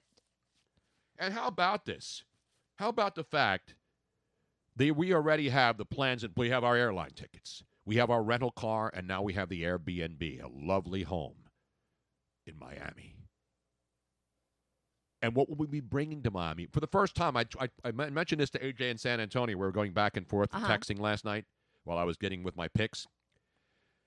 Last year was Atlanta. Now, Atlanta's a great city, but it's not tropical in the winter. It's still chilly. It was cold. You have to wear coats. It's not like Minnesota where you have to have. Bummed. Can I just say that? 2 years ago we were in Minnesota, or was that 3 years ago now? Last year it was in Atlanta. We were there. Before Minnesota. The year before was Minnesota when the ago. Eagles won. 2 years ago, Minnesota. It'll be three Super Bowls ago, by the way, by the time. And then we were in San Francisco for 50. Right. I mean, you go down the list. Houston. I had lost quite a bit of weight, and yet in Minnesota I was all bundled up because it was freaking cold. And by the way, we were well aware that it was supposed to be freaking cold, and so we planned accordingly. Right, correct. This year, I have gained a lot of weight this last year for various reasons, and we're going to go someplace where I'm going to be wearing skimpier clothing, and it's just not fair. I know my banana hammock. I already have it separated. So upset. I already have the back bedroom, which is currently. I have the jorts out. I have the boy shorts out. I have the banana hammock, which is a must-wear thing when you're on South Beach with the Brazilian girls and the Brazilian boys. You got to roll with the local customs. You got to fit in and assimilate when you go to Miami. And so I'm getting my gear ready. And you want to talk about a sign from above? 68, 70 degrees. I'm actually going to have to shave my legs for I'm this going to Super have to Bowl. get my manscaping material out. And I'm going to have to just clean the whole thing. I may go down to bare skin. Did you have your manscaping right behind you? I got you? the manscaper. I'm going to be working hard. I may do it outside since it's going to be so nice. I may go outside and manscape. I'm hoping you're going to go out back, not I'm out going to get front. a folding chair, my lounge, the one with the straps around it that you buy at the dollar store. You buy can at the Luigi's. No, you don't want to get all that hair inside the yeah, sauna. probably not. I don't think that'd be comfortable. But you don't want to get out the lounge chairs. I'm not talking about the real good ones, the ones that are made out of. I'm talking about the ones with the vinyl straps around them that you fold up and then they get water in them and get all rusty and shit. I miss the days when you were in Venice and you had the sun deck up on the third floor. Man. I got naked every day up there and I wasn't afraid. You know what I'm saying? It was awesome. But how many people will be out there? By the way, people still go out with flip-flops and shorts when it's 30 degrees here. Imagine the insanity this weekend when people are out in flip-flops, shorts, and tank tops this weekend. And imagine what the guys will be wearing.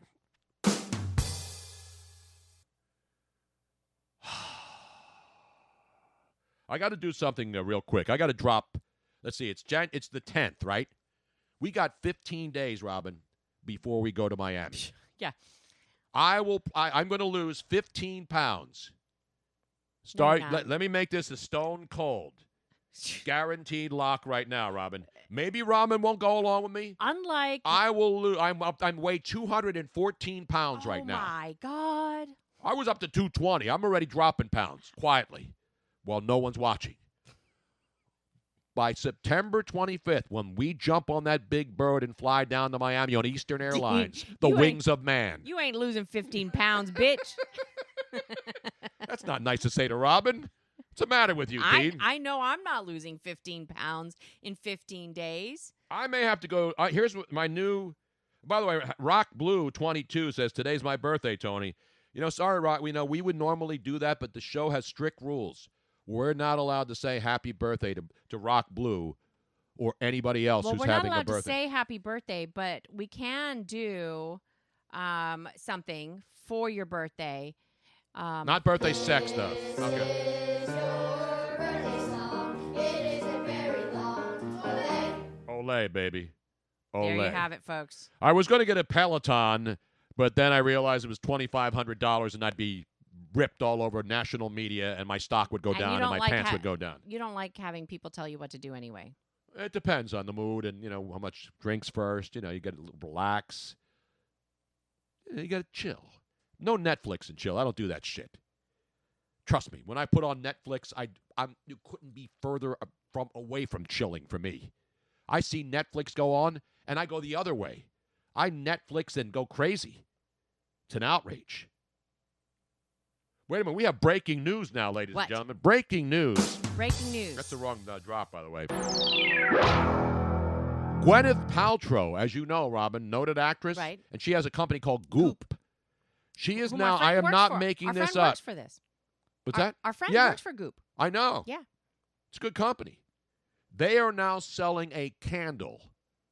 Guess what the name of the candle is, which you could buy on her site. Goop. I don't have a clue. Woke? It's a bougie parfumé. Bougie. Bougie, I'm sorry. Bougie. Bougie, like bourgeois. The bourgeoisie. Which is actually not a nice description. No. It's a bougie parfumé. Oui? Or no? No. Or no? Oh, no.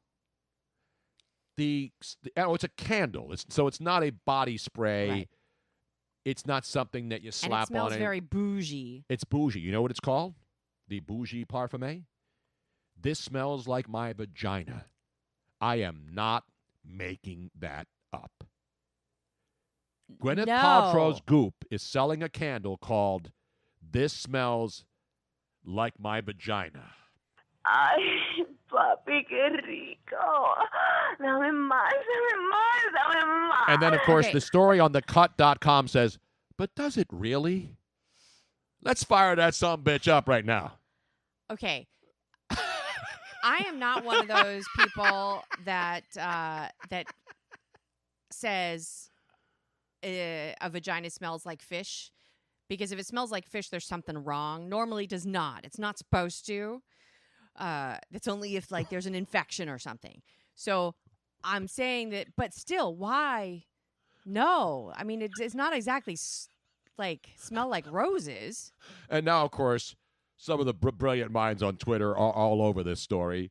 Someday, the This Smells Like My Vagina brand will be on more products than Kirkland. Hey, you can save money by going to the Dollar Tree and buying the Almost Smells Like Gwyneth Paltrow's Vagina knockoff brand. Come on, Robin, that's funny. What's the matter with you? This smells like my vagina. I'm going to put out a complimentary male version of This Smells Like My Ass. I wonder how many of those we could sell, Robin. I mean, okay. So, you know how when you put a candle, that smells like something, and if you come in from outside to the inside. And you know what the worst ones are? The pine ones, because they never smell like a Christmas tree. Right, and the entire house smells like whatever the candle is. Can you imagine, having grandma come over to your house, and she walks in, and she's like, that smells like some pussy. What is that? Whose pussy is that right there? Right? What does that smell like? Well, Grandma, let me tell you what that smells like. It smells a little gamey. A little gamey to me right now. That's Rock Blue 22. Happy birthday, Rock Blue. This story does stink out loud. Now, how many women now and men will run to the website, the Goop, so that they can and find buy out this candle and fire it up. because it's just because they want to. It's brilliant marketing. It is brilliant marketing. What if it does smell like a vagina? I don't know. And what if it smells like Gwyneth Paltrow's vagina? Then what? Well, how can she prove it? She can come by, and then I can do a little taste test. Sorry, I'm sorry. I can do a little sampling. Smell test? Now, who is she with? Smell-o-vision? Wasn't she in all those? She's been in a lot of movies. Yeah, I don't know who. I don't. Wasn't she in the? I think she's married to a businessman. I don't think she's married to a. Well, he's a smart businessman. If he's smelling stuff that smells like her punani, why didn't I think of that? Actually, punani candle would be much. I like the sound of that better. How about this one? Sounds a little man, Hawaiian. my ass smells terrific. The complete line of body function accoutrement. Bougie accoutrement. Aren't you exactly? Stevie V, aren't you supposed to light a candle to get rid of the vag stench? Cujo knows. I can't wait to blow that candle out. When's Lizzo going to sell her vagina smell candle, for God's sake?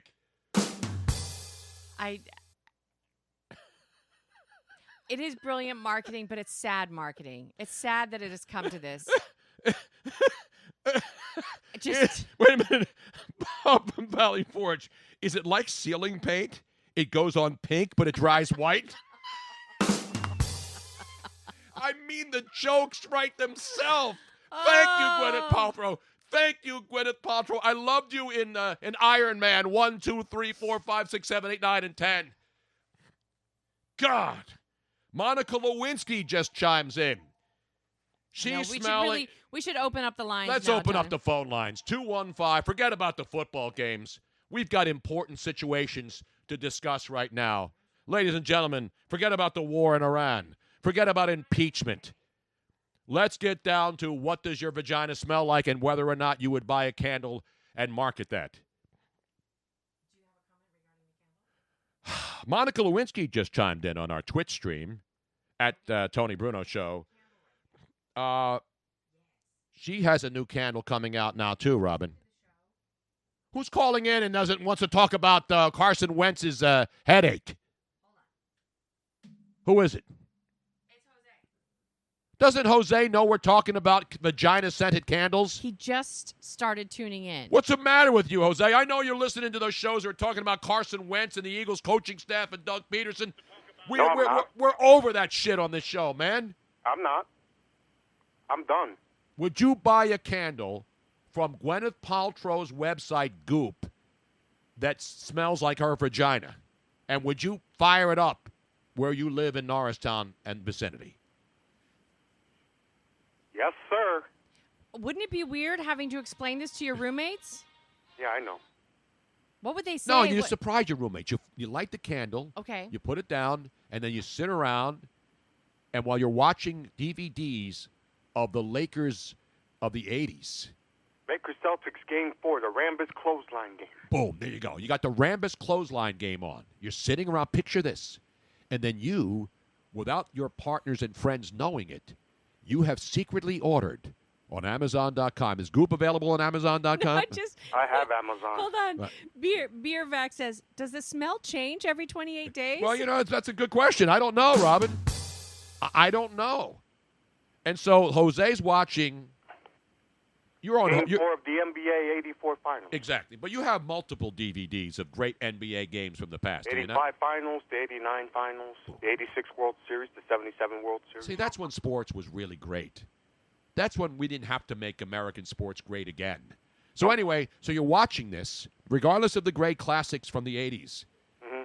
You fire up that candle without showing anybody. You cover. I don't know what it says on the actual jar. Robin, can you go to the? We should get our friend who works for Goop on the line right now. Yeah, we should. Now, I'll call her in a minute, but Dean says the candle, he just went on. The candle cost $75, and Goop said it sold out within hours. I told you. P.T. Barnum was right. I'm going to, you talk to Jose. We have an actual, we know people. I'm going to call Tina right now. Hang on. What up, Tina? Our good friend Tina out in California works for Goop. So we will go now because we are about journalism. Instead of just making stuff up and just supposing and thinking aloud, which is great because there's so many funny things we can think of, we will go to our source at the Goop headquarters. The only Goop, there's other Goops that I've had, which, of course, the stuff when when you have boots, when you go into the plumbing department and you got like a cut in your leather or your boots are leaking, there's this stuff called Goop, right? Mm-hmm. And you put it on boots to seal a leak and stuff. Mm-hmm. Now, would you buy this candle for $75? If it was lower than 75, then yes. But if it was 75, I'll say no. Now, what about if you bought it in the dollar store in Norristown and it was on sale for 75 cents? Would you buy it? Sure. Damn right, man. Mm-hmm. Other than that, Jose. Other than that, let's get to the business. What up, Twitch Nation? What up, Miss Robbins? What up, Luigi's? What up, Twitch Nation? How we doing on this Friday afternoon? It's beautiful. The Flyers are playing the Tampa Bay Lightning tonight, the hottest team in hockey, 9 in a row. They're coming off a shutout last night at home against the Phoenix Coyotes. And that's like the Capitals came in here the other night, Jose, as you know. We beat them in overtime. The powerful Caps, who basically own the Flyers. You remember last year, Flyers got smoked. Every time they played the Capitals, it was a beatdown. They were swept last year. They were outscored 18-9 by these Capitals. This year, as you probably know, Jose, the Flyers have taken 3 of a possible 4 points from the Capitals, who came in here. How many points out of the possible? 3 of a possible 4. 4 points. Everything's about 4 on the show. We got 8 teams. We'll be 4 teams, and then we'll have the final 4 Sunday night in the NFL. And now all of a sudden, the Flyers facing the Tampa Bay Lightning. As I mentioned, 9 in a row. What up, Stamkos? Red hot coming in here. But you know what they say? Streaks do come to an end. The Flyers and the Sixers are both roadkill. But when you come into our house, you get your behind kicked, The Flyers are 14-2-4 at home. Their goal differential is plus 36, Jose. And the young phenom, you know what Carter Hart's record is at home? I think he's undefeated, No, that is not correct. He is 12-1-2. 12-1-2. 12-1-2, and he has only allowed 23 goals total at home this year. Well, make sure that it's not 24. Thank you. What's wrong with my machines? Mm-hmm. That's hockey knowledge you're not getting on any other show. All these other slapdick shows that refuse to talk hockey, you're getting deep inside the NHL tonight. Sort of like Jeremy Roenick did, I guess, when he was... we have tonight again right here at the Wells Fargo Center on a Friday night. Exactly. Crank that sumbitch up. What up, Stamkos? What?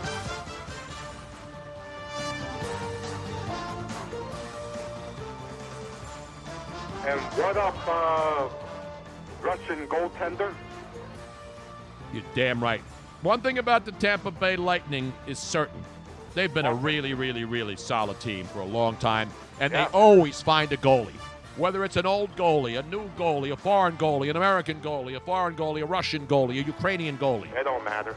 They throw that sumbitch in the net down there in Tampa, and the Lightning, one of the most consistent franchises in the National Hockey League, Jose, as you well know. In the Eastern Conference, Exactly right. It's more consistent than the evil empire in the west of the state and the Caps and all them. Exactly. Tampa's been consistent. They've been in the playoffs, but one problem. What up, choke job in the playoffs? No, they don't choke all the time, Jose. Come on, man. What's the matter with you? Now, last year, you are even Dean, the biggest Tampa Bay hunk out there, has to admit that last year was a titanic, almost Flyer-like choking sensation from the... Now, who was the Flyer coach who said we had a choking... Terry Murray. We had like a choking sensation, and then he got his ass run out of here right after saying his own team choked. We got swept 4-0 against the Red Wings and Scotty Bowman and Stevie Y and Mike Vernon's and Chris Draper's of the world and Darren McCarty's. Now, even Dean will admit they've been choking for 8 years. They have the most talent in the league. Yes. And they can't win a cup. Is it time to fire Cooper? I don't call for coaches' heads on this program. I think he should get a warning business from the front office. Should he get a vote of now? Say they come in here 9 in a row, red hot, playing great, just coming off a 4-0 shutout of the Coyotes down there in the in what do they call that building? In the tank, not the Shark Tank. That's in Cal. That's the other space. That's Glendale. No. Down there. That's the St. Petersburg Times Forum, formerly the Ice Palace. The Ice Palace. That was formerly the Ice Palace. Yep. Jesus. That's where Martin St. Louis used to play, and Dave Andrewchuk and Ports used to coach, and Nikolai Habibulin used to play. That's great. Now, and don't forget also the greatness that is Bobby the Chief Taylor down there for many years doing part of the broadcast team for your Tampa Bay Lightnings. And he did part of Flyers on Prison with the legendary late Gene Hart. Yo. Exactly. And Amalie Arena. Amalie Oil. It's like liquid ball bearings. Yes, sir. Thank you, Dean. Amalie Arena. Wasn't that a song? Amalie. Oh, no, that's Am All Right. That's Am All Right. And, of course, the Coyotes weren't at home last night. They play in the Gila River Arena. They changed, After my favorite monster. Gila monster. The Gila monster. It's a Gila monster, really. But we Americanize it, call it the Gila monster. According to Bobby Clarkey, not the Cow Palace. The Cow Palace was located in San Francisco. Exactly. That was the original barn out there, the Cow Palace. Been there several times for a couple rodeos. And that's where the Sharks that wasn't Robin's first rodeo, I'll tell you that right now. That was the Sharks' first home before they built the Shark Tank out in San Jose. That is phenomenal building knowledge, Jose. They used to call it the HP Pavilion. Yep. I call it the Shark Tanks, yo. It's always been called the Shark Tank. That's the nickname. Mm-hmm. But the corporate sponsorship has, in fact, changed. The HP Pavilions, yo. And then HP, they realized that the printers didn't have enough ink, and they hired Shaq to make sure people put the ink in the HP without getting all those stupid little cartridges. Because you always run out of, what's the one you always run out of, Robin? Black. No. Oh. The one color. There's one color in these inkjet printers. Oh, is it the red one? The I don't know which one you run out of. I hate to do it to you. Don't you the watching yellow? Shaq's commercials that are on like every 10 seconds? He's on every commercial now. The General? Cayenne. Cyan. Cyan. Not cayenne. That's pepper. Cyan. Cayenne pepper, yo. Cyan. Cyan. Oh, correction. Bearcat says the SAP Center, not the HP. It was Pavilion. no, that's right. SAP Center. No, I think it was the HP Pavilion 2 before that. Yeah, it was that. Then they changed it to SAP Center. Exactly right. But I'll still call it. Or no, is it magenta? Regardless. Is it cyan or magenta? This is another mystery question, because as you know, all these old printers that have like the little containers and side you always black. run out of one color before the other, but then you have to replace the entire thing. That's why the whole Shaq HP video or commercial is correct. Like nobody's doing more commercials than Shaq, and you know what? He is great at them. Shaq is pimping Epson. Epson. But they all using, Yeah. It's now it's the General commercial. Well, too. he's pimping everything. Yeah, and you know, there's no I went into the eyeglass store to get my new lenses, and there's a picture of Shaq pimping a frame. I mean, there's nothing that Shaq doesn't sell it. And you know what's amazing? He's great at it. Yep. He's a great salesman. Yo. He really is. His personality comes out. I mean, funny. he is. He's absolutely dead solid. Gwyneth Paltrow, I guess, runs out of magenta. That's why she has to sell I have a snatch sales. do we have? I have an update. Is she going to come on with us, Tina? She does not. She no longer works for Goop. No. Yeah, I know. Tina is and now probably the stench of vaginas in the office got her ran her out of there. Now, here's the thing. So Goop sells other people's things on their website. This is OPP? This is the brand name Heretic, and it's actually a man, Douglas Little. A little guy talking about vaginas? His name is, he's a perfumer or perfumier. Perfumier. Named Douglas Little, and can I call him Dougie? These are his own fragrances, and so this isn't actually Gwyneth Paltrow's vaginal juices or excretions. It is a candle by Heretic called This Smells Like My Vagina, which is also a perfume, by the way. And then he has a holiday set perfume, one of which is called Dirty Lemon, Dirty Fig, and Dirty Rose. But here's one of my favorite. Go-to And items there? I actually think I would like this based upon the fact that the perfume smells like 5 different flowers: orange blossom, French tuberose. French whores, what about that? Yes, sure. Grandiflorum, jasmine, yang yang, and linden, and the scent is called Floorgasm. Oh. I think I would like it. How about the scent of a woman? Scent of a woman There's sounds also good. Dirty Jasmine. What up, Dirty Jasmines? Love Dirty Jasmine. Guess who? Floorgasm. Didn't Don Henley do a song about that, Robin? We got a adult entertainer update. Hold on, wait. Before we get to the adult entertainment portion of the program, which we obviously love on this Dirty show. Laundry, Don Henley, yo. That's exactly right, man. You kick them when they're up. You kick them when they're down. I make my living on the evening. Now, I got to get the drumsticks out. I play that song all the time. I love that game. That should be my intro going into the show. There's the bubble-headed bleach blonde. Pretty much on every television station in America. Hold on, Jose. He's going to yell at us if we talk over it.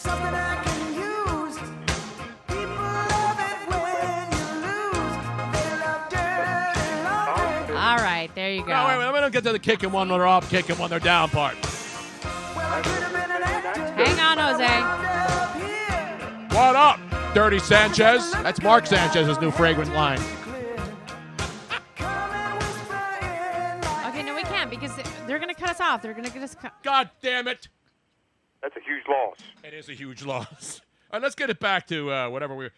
Now we have an adult entertainment update from your correspondent, a man who's been to all the great clubs, Risque, Delilah's, Only Penthouse been to, Club, Handle. Cheerleaders. No, not those clubs, the adult clubs. Let's go to your correspondent, a man who's perusing all of the talent in town this weekend in Philadelphia, where the temperature will be in the 60s and the skin will be bare everywhere. Or as Al Pacino said in the movie Heat, Raiders. Raiders! Hoo-wah! Number one on this week's Star on Cheerleaders will be none other than the great Rachel Starr. Rachel Starr with 2 R's, by the way. The one with the 1 R, she's Bobo, Rachel Starr. Mm-hmm. The other one is the one with the tattoo. Which one doesn't have a tattoo these days? Is there a stripper that doesn't have a tattoo? Well, she's going to be at Cheerleaders this week. That porn actress stripper star. What's Rachel her name? Starr. Rachel Starr, yeah, I know. I don't know her personally, but I've admired her work from a distance. What up, distance, and what up? What up? What up, distance? I'm a big fan of her work. Me too. I like her great ass. She's got a great ass. Hoo-wah. I would date her in a heartbeat, but the problem is I'm not into that business, yo. Oh, I'm sorry, Kendra, but you're not pregnant. That is great that he recognized Kendra's laugh from way back in the day. And you know who she was married to, Jose? Bringing it back to sports. What up, Baskets? Hank Baskett, ladies and gentlemen, former Eagle great. If Hank Baskett had been around this year, he could have saved the Eagles' wide receiver core and led them to the Super Bowl. I need to interject really quick and give a shout out, and I'm going to give him a dispensation for watching you on Instagram rather than on Twitch. The great Colin Thompson is in the house.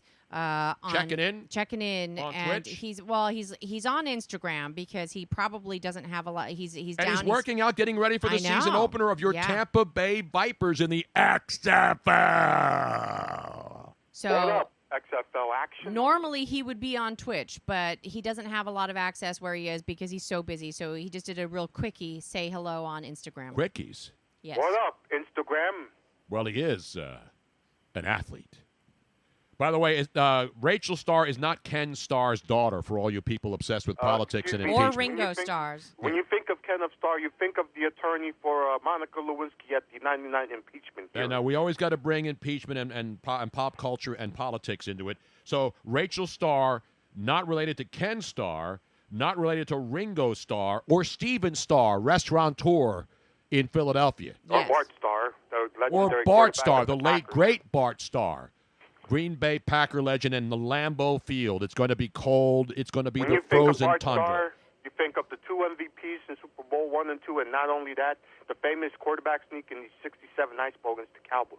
Exactly. And not Michael, not Patrick, the starfish from SpongeBob. Correct, yeah. Good pull from Bob from Valley Forge. I just want to say, Colin says hello to everybody. He says he's loving the show. He said he's in training camp and had to pop on before a meeting. Yeah, don't miss any damn meeting. I don't want you no. getting fined for missing a meeting because you listen to the show and you understand the importance to all of society that this program brings each and every day. You follow me? You follow me, camera guy, yo? Exactly right. No, we don't have any Vipers gear yet, Colin. I don't have anything from the XFL. Damn it. John McMullen said he sent an email to the XFL and they sent him gear. Robin, get on that right away. I do need to get on that. Actually, the XFL PR department reached out to me about having the CEO on during Super Bowl week. So, by the way, not the granddaughter of Sally Star either. Your gal Sal, former cartoon host. Is that the lady that used to come on Channel 6 back in the day? Yes, Sally Star? cowgirl. She's Sally Star. Your gal Sal. She used to show Popeye cartoons in the afternoon and wear all the cowgirl girl gear. Yeah. Your gal Sal. Sally, she spelled it with 2 R's too.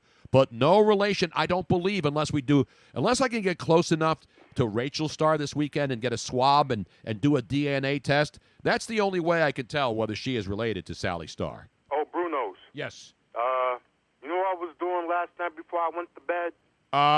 Do I get I don't know multiple if we, guesses? I don't know if we want to know. Wait. How about this? Could it be?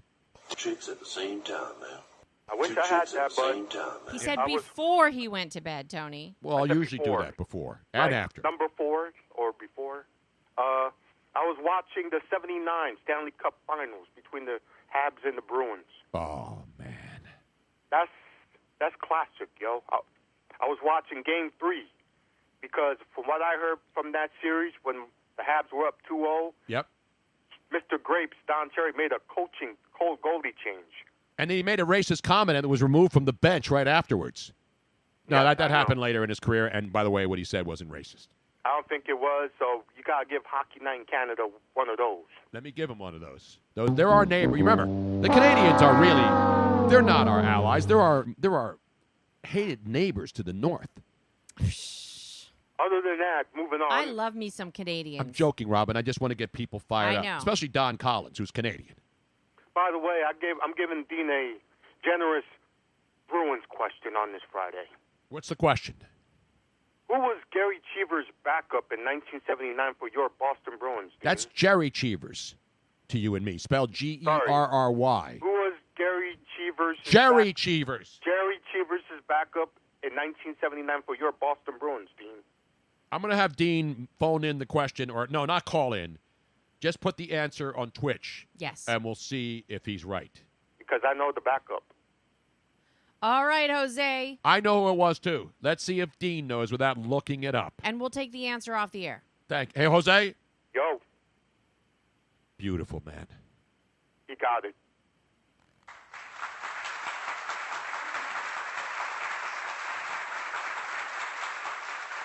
The great Jose from Norristown. Exactly right. Hey. Hey, what? Hey's for horses, Robin. I always do that to you, and I didn't look like you do. And Robin and I are driving around in the country, like going down and see my kids who live in rural areas. We invariably drive by farmland, and of course all the corn stalks are down. Everything is, obviously it's cold, it's winter, it's going to be 60s. I wonder if the corn will grow again, or the children of the corn will come back. And there's always big piles of hay or straw that's baled up. And so I always say, just quietly, and it gets her every single time. I'll say, hey! And point over there, and Robin looks. That's a lie. It doesn't get me every time. It did. It did get me every time. And every now and then you still get me. But for the most part, I try to ignore you now whenever you say that. Thank you. Meanwhile, let's go to Florida, shall we? Let's go and get a damn Florida story in here. Now we have a phone call. Is it the Goop people? Hold on. Let me answer this first. Put them on hold, and then we'll go to Florida. We're doing live screening, ladies and gentlemen. Live screening right before your eyes. Yes, we have play action reel on the line. I don't believe he's ever called in, but we will put him on hold and get him up next. But before we can interrupt the already heavily scripted Tony Bruno Show. Totally heavily scripted. At 2:50, we had the Florida update locked in. We cannot go over, so we're going to do it right now. Ladies and gentlemen, let's go down to Florida. Yeah, you know what I'm saying? Come on. Let's go to Florida. Down to Florida. We welcome you to the Sunshine State. They're kicking back and soaking up the Rays. Well, not the Tampa Bay Rays. Nobody's soaking them up, unfortunately. Now, ladies and gentlemen, let's go down, all the way down the eastern seaboard of the United States of America. And go to your correspondent. Let's go to Ormond Beach, Ormond Florida. Beach. Yes, Not named after the great former Philadelphia Orchestra conductor Eugene Ormandy. How about that pull? Or Normandy Beach. Come on, Robin. That's not good. Okay, Let's go down to Ormond Beach, Florida, biatch. And specifically, they're not naming which one, but there is they are. Brookdale Assisted Living Facility. Now, as you know, the elderly are all getting into the Alexa phase. It's great to have because your kids can drop in on you. I had one for my dad before he passed away. It was awesome because we could talk face to face, and he would be able to, he loved music, so he would be able to say, "Hey Alexa, play such and such," or "Hey Alexa, who was the star in whatever movie?" And she would answer him. He loved that. And then now they're probably answering, "Hey Alexa, who in our assisted living facility puts out?" Well, Can you get that information? No. In this particular case, you know what they say is that Alexa also listens to she what's eavesdrops. going on. She's basically a spy in your house. Right. And we have like 5 of them in our house. Right. So in this particular case, it's like, "Excuse me, sir, this is Alexa. Would you like help stealing from this elderly folks' home?" So this is a would-be thief entered an elderly resident's room in Ormond Beach. And without consent. And apparently this was something that he had done before. And I will show you the lovely face. Oh, he looks like a good fella. I mean, if he walked into my house or in any facility around here, and by the way, he's wearing an orange shirt. I mean, that gives a dead giveaway. So no, that's what his happened prison picture, I think. was his name is Russell Bannister, 47 years old. The presence in the victim's room was detected by an Amazon Alexa device, and it alerted her family. Danger, Will Robinson, danger. And turned on the video camera. And what happened is that when he walked in, the family said, "Excuse me, but what are you doing there?"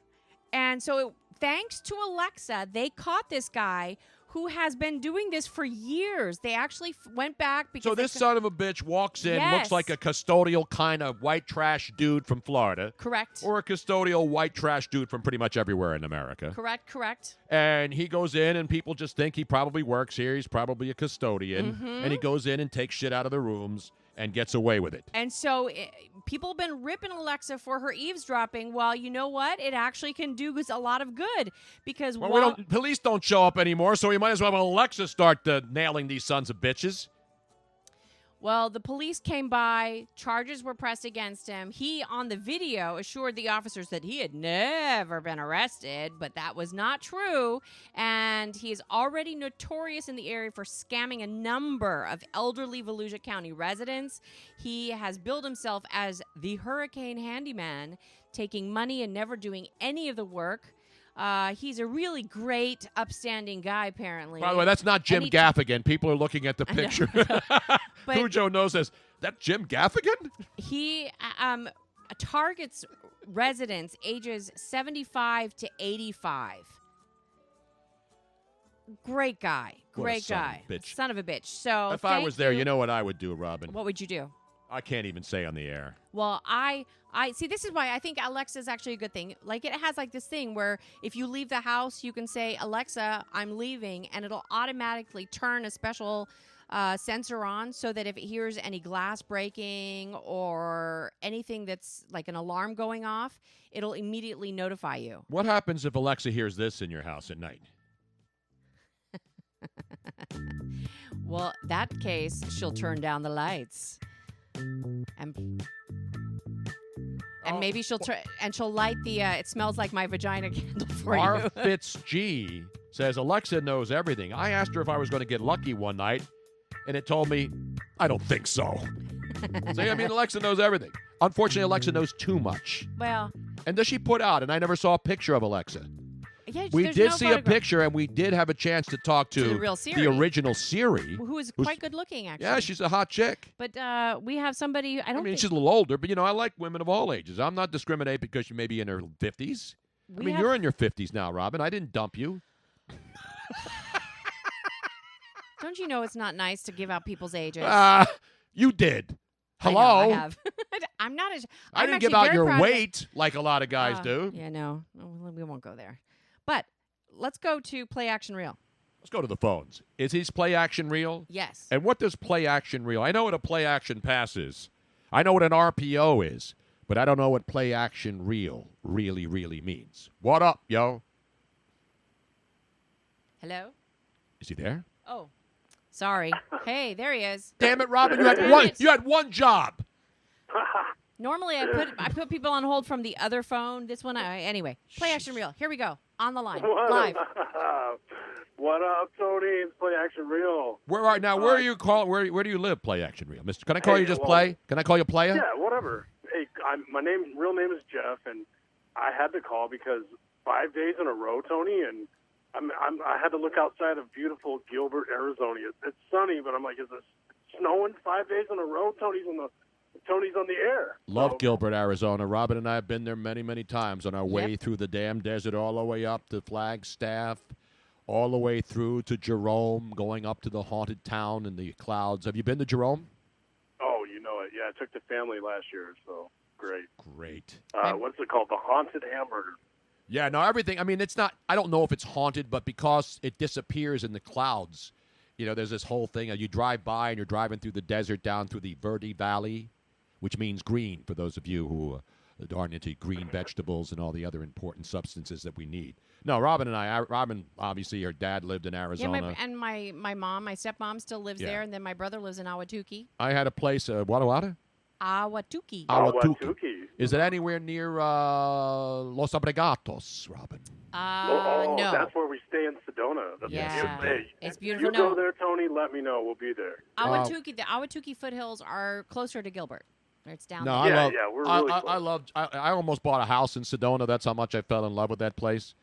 But, the one thing about Sedona, which I love, it's obviously tourism is its main industry, and there's beautiful homes and scenes are just, it's one of the greatest places on earth if you just want to go and chill. In fact, this morning, when somebody sent me a tweet suggesting how I felt about Marianne Williamson basically bailing it out today. She fired her staff the other day. Oh, yeah? She bailed it. I said, I really feel bad, but don't get me wrong. I would love for her to join me on the vortexes up there on the red rocks of Sedona so that we could lay there naked together as one and feel the energy of the vortexes, the healing powers of Sedona, Arizona. I'll bring the crystals. She can bring the crystals, and we can be as one.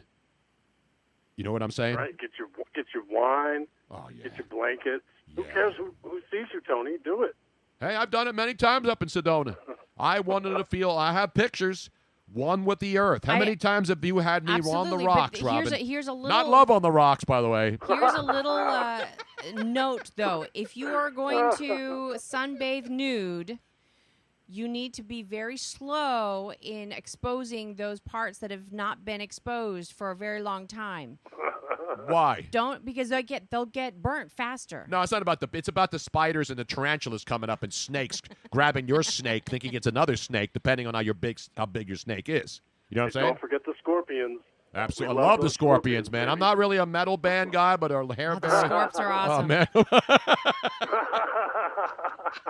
I can go to Metallica and that's it, partner. But man. Hey, let me know. You never need an invite if you're in Arizona. My house, anytime.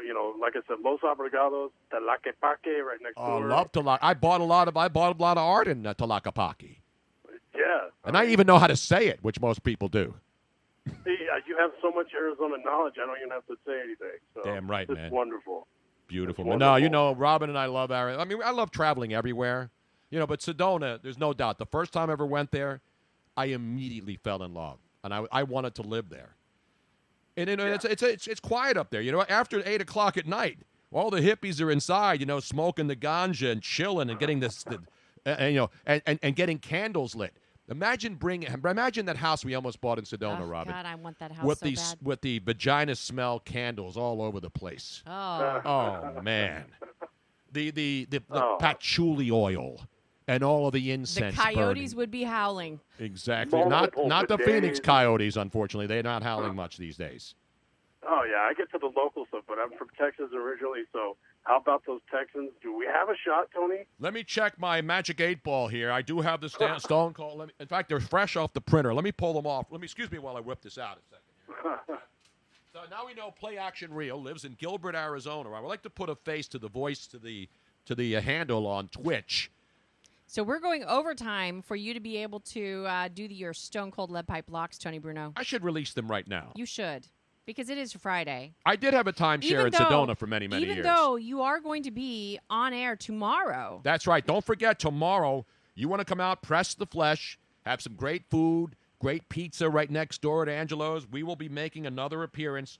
Countdown to This is kickoff. extra because we did not think we were going to be going back to No, Screwballs. Screwballs and King of this Prussia. season. Afternoon action from 2 to 4. Countdown to kickoff. It's an afternoon Tony delight. Bruno and Harry Mays together. in the house again. We were there every week on Thursday nights all season long, but now we're in the playoffs. And it's a This is Saturday, the so a lot of people playoffs. that couldn't come down before because they were working Yes. and couldn't make it up It's going to there. be 65 degrees. It's going to be like you're in Gilbert, Arizona in the fall. Beautiful. Before the haboobs come through. And there may be some haboobs coming through King of Prussia tomorrow, too. How many people know what a haboob is? I'm going to try to rein my haboobs in. I will wear a bra tomorrow. just for this. It's a little bit nipply. It's okay. That's all right. I love it. Now, people don't realize how cold it is when you go north up into the, up in the elevations. You go up to Flagstaff, and it's freezing up there. Oh, yeah. It snows. Beautiful. Anyway, it is. Let's do this. Jeff, we appreciate you calling in, man. So, again, why does Play Action Real? That's the one thing I want to get the answer to. Why did you choose Play Action Real as your handle? Oh, Play Action Real goes back to football, and I always did a play on words like down and distance, Play Action Real. So it just goes way back, so nothing too much. No, for I that, like but it. It's you're play action and you're keeping it real, which is what this show is Keeping all it real. about, as you know. Absolutely. I've been following you forever since the '90s, and yes, my little son Colin is still your big old fan. So wow, that is awesome, That's man. awesome. Now, how old is your little son Colin now? he's 8.5. Beautiful, man. That's good parenting right there. There it is. If you start your kids off listening to Tony Bruno, they will become the most balanced, fair-minded, smartest, well thought out people on the planet's surface. And they're going places. Yes, they are. We keep hearing from people that are like, I started listening to you when I was 8 or 9 or 10. We have one kid who's not a kid anymore. He started listening to Into the Night. He would call in as a 12-year-old, Yeah. and now he's an adult. And he's in college and he's studying broadcasting. Exactly. It's awesome. Oh, Exactly that's right. good knowledge, Tony. Well, that's what I do. I'm here to teach the children. You got to. The children are our future. You teach them well and help them lead the way. You let them lead the way. Show them all the beauty they possess inside. That's exactly what I'm talking about. Somebody should write a song about that. You're a lyrical genius, man. Thank you, Play Action No, Real. you- Hopefully we're going to hear from you again. Yes, I'll call you back. Thank you. Play Action Real. Let's put your hands together, ladies and gentlemen. He keeps it real. He keeps it raw. And more importantly, he keeps it continue the same thing every time. All right, I'm going to post the pics. In fact, as soon as we're on, they will be posted on thepropsnetwork.com / Tony Bruno in there. Just go to the Props Network, look for the pics, but we have an actual link Yes. to the page. On our Twitch page, there's a link under Stone Cold Lead Pipe Locks, which is right on the front under info. And then if you're on TonyBrunoShow.com, The there are website, and several there's a links link, under. and you just click Tony Bruno's picks. They're always free. They've always been free. I've never charged for a pick, even when I was absolutely the single greatest Monday night prognosticator the world has ever seen. But enough about me. What else do you want to know about me? Oh, I know what you want. You want the stone cold, guaranteed, lead pipe locks. And, Robin, you know when it starts, don't you? It starts Saturday, tomorrow, 4:35. Stone cold. And you know lead where that pipe lock you know where that action. game is going to be? Luckily, you do not have to. You do not have to endure. She's on her way. You don't have to endure the ESPN crew this week. You don't have to worry about Booger McFarland on your TV set this Saturday and Sunday because ESPN and ABC are out of the NFL business right now. Yeah. But this is going to be on NBC, and it's going to be in San Francisco at Venerable Levi Stadium, which no one's ever called Venerable. No. But it is out there. It's nicely painted, and it's a big game. The first game of the weekend on NBC Us. And, yes, Minnesota knocking heads with the Niners, 4:35. Niners 7-point favorites coming off the first-round bye, so they had the week off while Minnesota was out there shocking the world, stunning the Saints, and lifting the King Kong-sized monkey off the back of Kirk Cousins.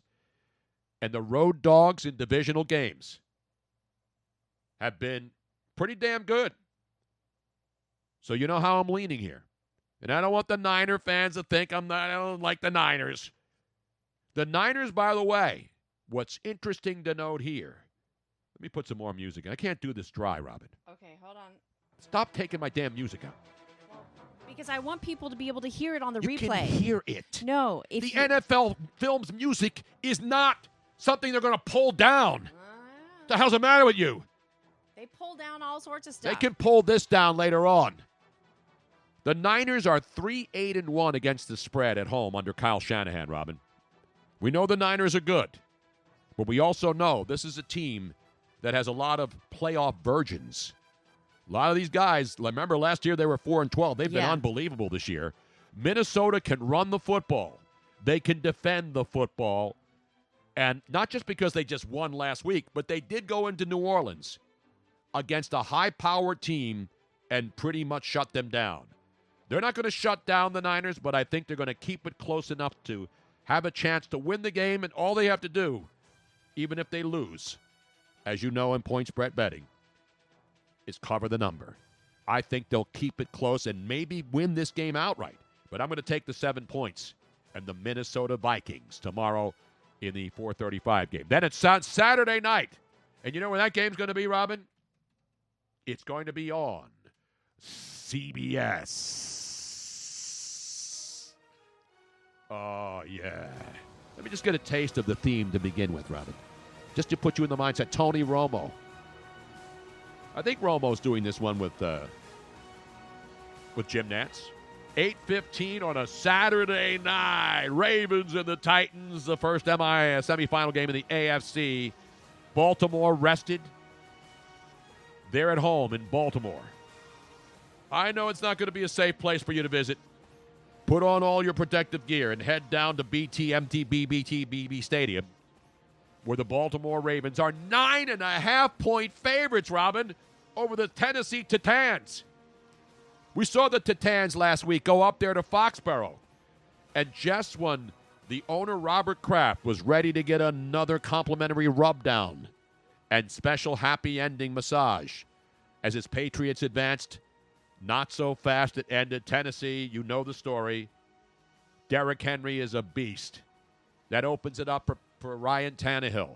But Baltimore, despite the week off, red hot. 12 straight wins, 9-1 against the spread. 8 of their last 10 wins have been by double digits. And while it's a high price spread, Robin, which I normally avoid, especially the pâtés and all that other overrated shit that people eat and think is good, I'm laying the number. I'm laying the high price spread. 9.5, Ravens lay the number at home in Baltimore, Maryland. Now let's kick it to Sunday now, Robin. The games are earlier. All right. Because you see Saturday, you got a late afternoon game here and then the night game. But Sunday is not just for the boys. Sunday Believe it or not. Starts on CBS again. 3:05 Sunday afternoon in the AFC. The Chiefs against the Texans. Up there at Arrowhead Stadium where, as you well know, these Tennessee Titans already went up there once earlier this year, Robin, week 6, and won the football game. But Patrick Mahomes was operating on one leg, and now they got all the toys and bells and whistles back in Kansas City. And their defense, weak against the run, has been playing well later. Andy Reid's team, even though his number against the spread in the playoffs, not great, but they can run the football. They can throw the football. And while Deshaun Watson, Carlos Hyde, and Duke Johnson ran wild all over that Chiefs defense in week 1, they're going to try to run again too. There's no doubt about that. But the defense for your Kansas City Chiefs have only allowed 11.5 points per game in the last 6. Kansas City gives it up on the run, but they are absolutely awesome against the pass. One of the best pass defenses in football.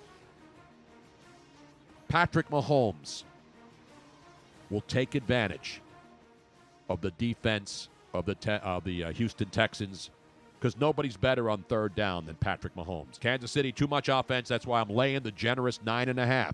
There's a couple big spreads here. You're talking like almost double digits here. But Kansas City at home, with rest and all of the weapons back from Mahomes, I have to lay it, Robin. Lay it down and smack them, yak. Generous 9.5-point spread. I think Andy Reid and the boys get it done. As much as I love the Houston Texans and Deshaun Watson and gang, and I know they got J.J. Watt back, I just see the home team winning here. And finally, ladies and gentlemen, this is the game, the one that has the closest point spread and the one that most people think will be the most competitive game, but that's what it looks like on paper and because of Vegas. But this is the one, Robin. Uh-huh. This is on Fox.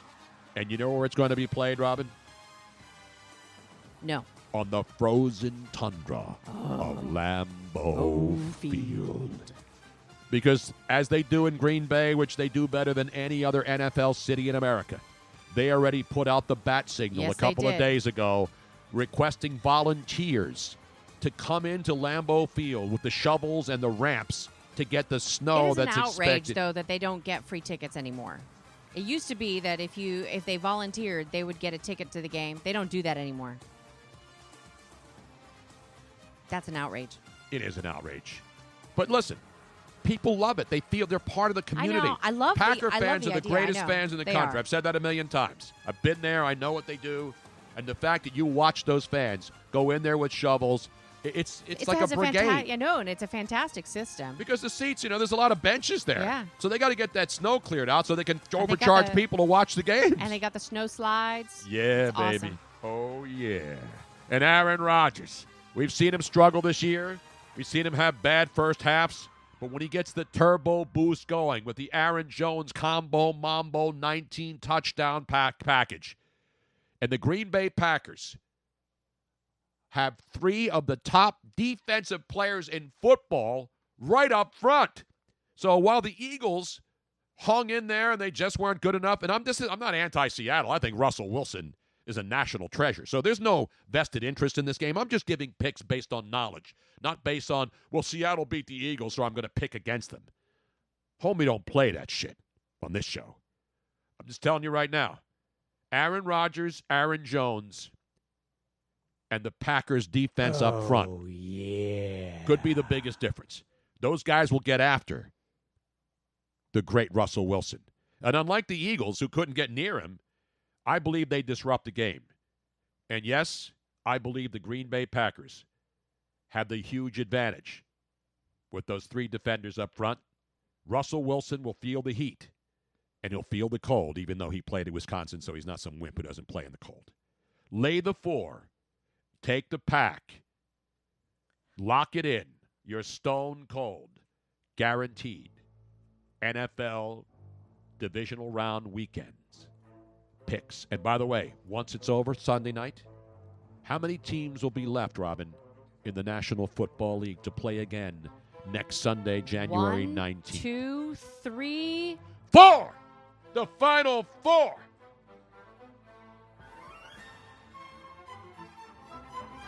And so, as I said to begin the show, I will repeat to end today's broadcast festivities. January is flying by super fast. The NFL Conference Championships next Sunday, January 19th, the Final Four. So just remember this when you walk up to somebody and you don't know that much about football like Miss Robin. There's only one thing you need to do to dazzle them with your brilliance and baffle them with your bullshit. We're a week away from being 2 weeks away from Super Bowl Sunday. Dun, dun, dun, dun, dun, dun, Sunday dun, night, dun, Robin, dun, dun. as soon as the last game ends on Fox, you tell your friends, do you know that right now that we're just a week away from being 2 weeks away from the Super Bowl in Miami? And if anybody wanted the Stone Cold Lead Pipe locks, if they weren't writing it down, all you have to do is go to... You don't have to even email to the Markle Post or send in for printed copies. The Merkle Post, not the No. Markle Post. That's the You Meghan go Markle. to one of the best sites out there for getting betting tips, for getting places Just the where picks. You can find places to bet. They're not a yeah, bet. but You it don't has all bet. of Tony's... Right. Let me set up what the Okay. Props Network is. Gotcha. They're not selling picks. They're giving away my picks. A couple of other people are on there, make their picks. And then they offer, they're like a clearinghouse. Then they offer you places if you want to bet on these games where you can go and bet on them legally online. That's what it is. What it is what it is. So I want everybody to have a great weekend. Be careful out there. Don't drink and drive here in the Philadelphia area. Don't expose too much skin just because it's going to be in the 60s Saturday and Sunday. Be careful with the jorts and the flip-flops. Unless you're a woman, then you can wear whatever the hell you want. So I just wanted to show people the Props Network. Props- It's at thepropsnetwork.com. I'm showing it up on the screen. It has a lot of information. And even if you're new to the game, if you're new to betting, because a lot of people they haven't had access to it. Now all of a sudden they do. Go onto thepropsnetwork.com, and it has fantastic information. They're already put up there. You don't have to get a printed copy. You can print it out. I print it out. I have it right here. What I just read to you on this very program, word for word, reading from a rare prepared statement. They're available now. Absolutely free. You bookmark it. The picks are there every week. I've been doing picks there every single week since the beginning of the season. That's how we get it out. Get it in, get it on. And so don't forget, tomorrow we will be back. Live. That's going to at be Screwballs. how many days in a row? Not 4, not 5, 6 days in a row. I want to hear NFL doctors refer to this reporter and Harry Mays as heroic. We are going to be heroic tomorrow to put our skin, our voices, our vocal cords, everything we have on the line live So make sure at that Screwballs in King of Prussia. you have at least, because that this portion is free, at least followed Tony Bruno Show on twitch.tv so that you will be notified when we do go live. Exactly. But if you want to stop on by, it is in Screwballs, King of Prussia, great little bar, fantastic food, and it is from 2 to 4, correct? 2 to 4 p.m., which leads us up to the kickoff of the first game, the pregame show, Saturday, 4:35. So we'll be there 2 hours before, breaking it down, slapping backs, kissing babies, seeing all the regulars who came out every week during the season. Signing You're in the the King boobs. of Prussia area. It's going to be nice. I'll be signing fleshy areas because the weather's going to be warming up for women and even the guys. Guys, you want me to sign your breasts or your back or your arms? Pecs. Or me, I can sign pecs. Buttocks. Whatever you need. I'm there for you. The Tony Bruno faithful followers. And it's not even a cult. The Bruno Familia, your family. Yeah, we're not even in the Olive Garden. Because the food is great, too, at Screwballs. And Ab Eats tomorrow, too. Wonder if Luigi's working, if he's going to get his ass out there. Harry will be there. I hope you'll be there, too. In the meantime, don't drink and drive. Don't text and drive. Maybe we'll hang out at the King of Prussia Mall after. Get some coffee refills for my Nespresso Oh, machine. good idea. And bring back the 72,000 empty capsules that we have sitting around. I'm Tony. She's Robin. You know who you are. And God bless America. It's still the greatest country on earth, no matter how many evildoers in this country think otherwise, they can all go straight to hell. Good afternoon, everybody.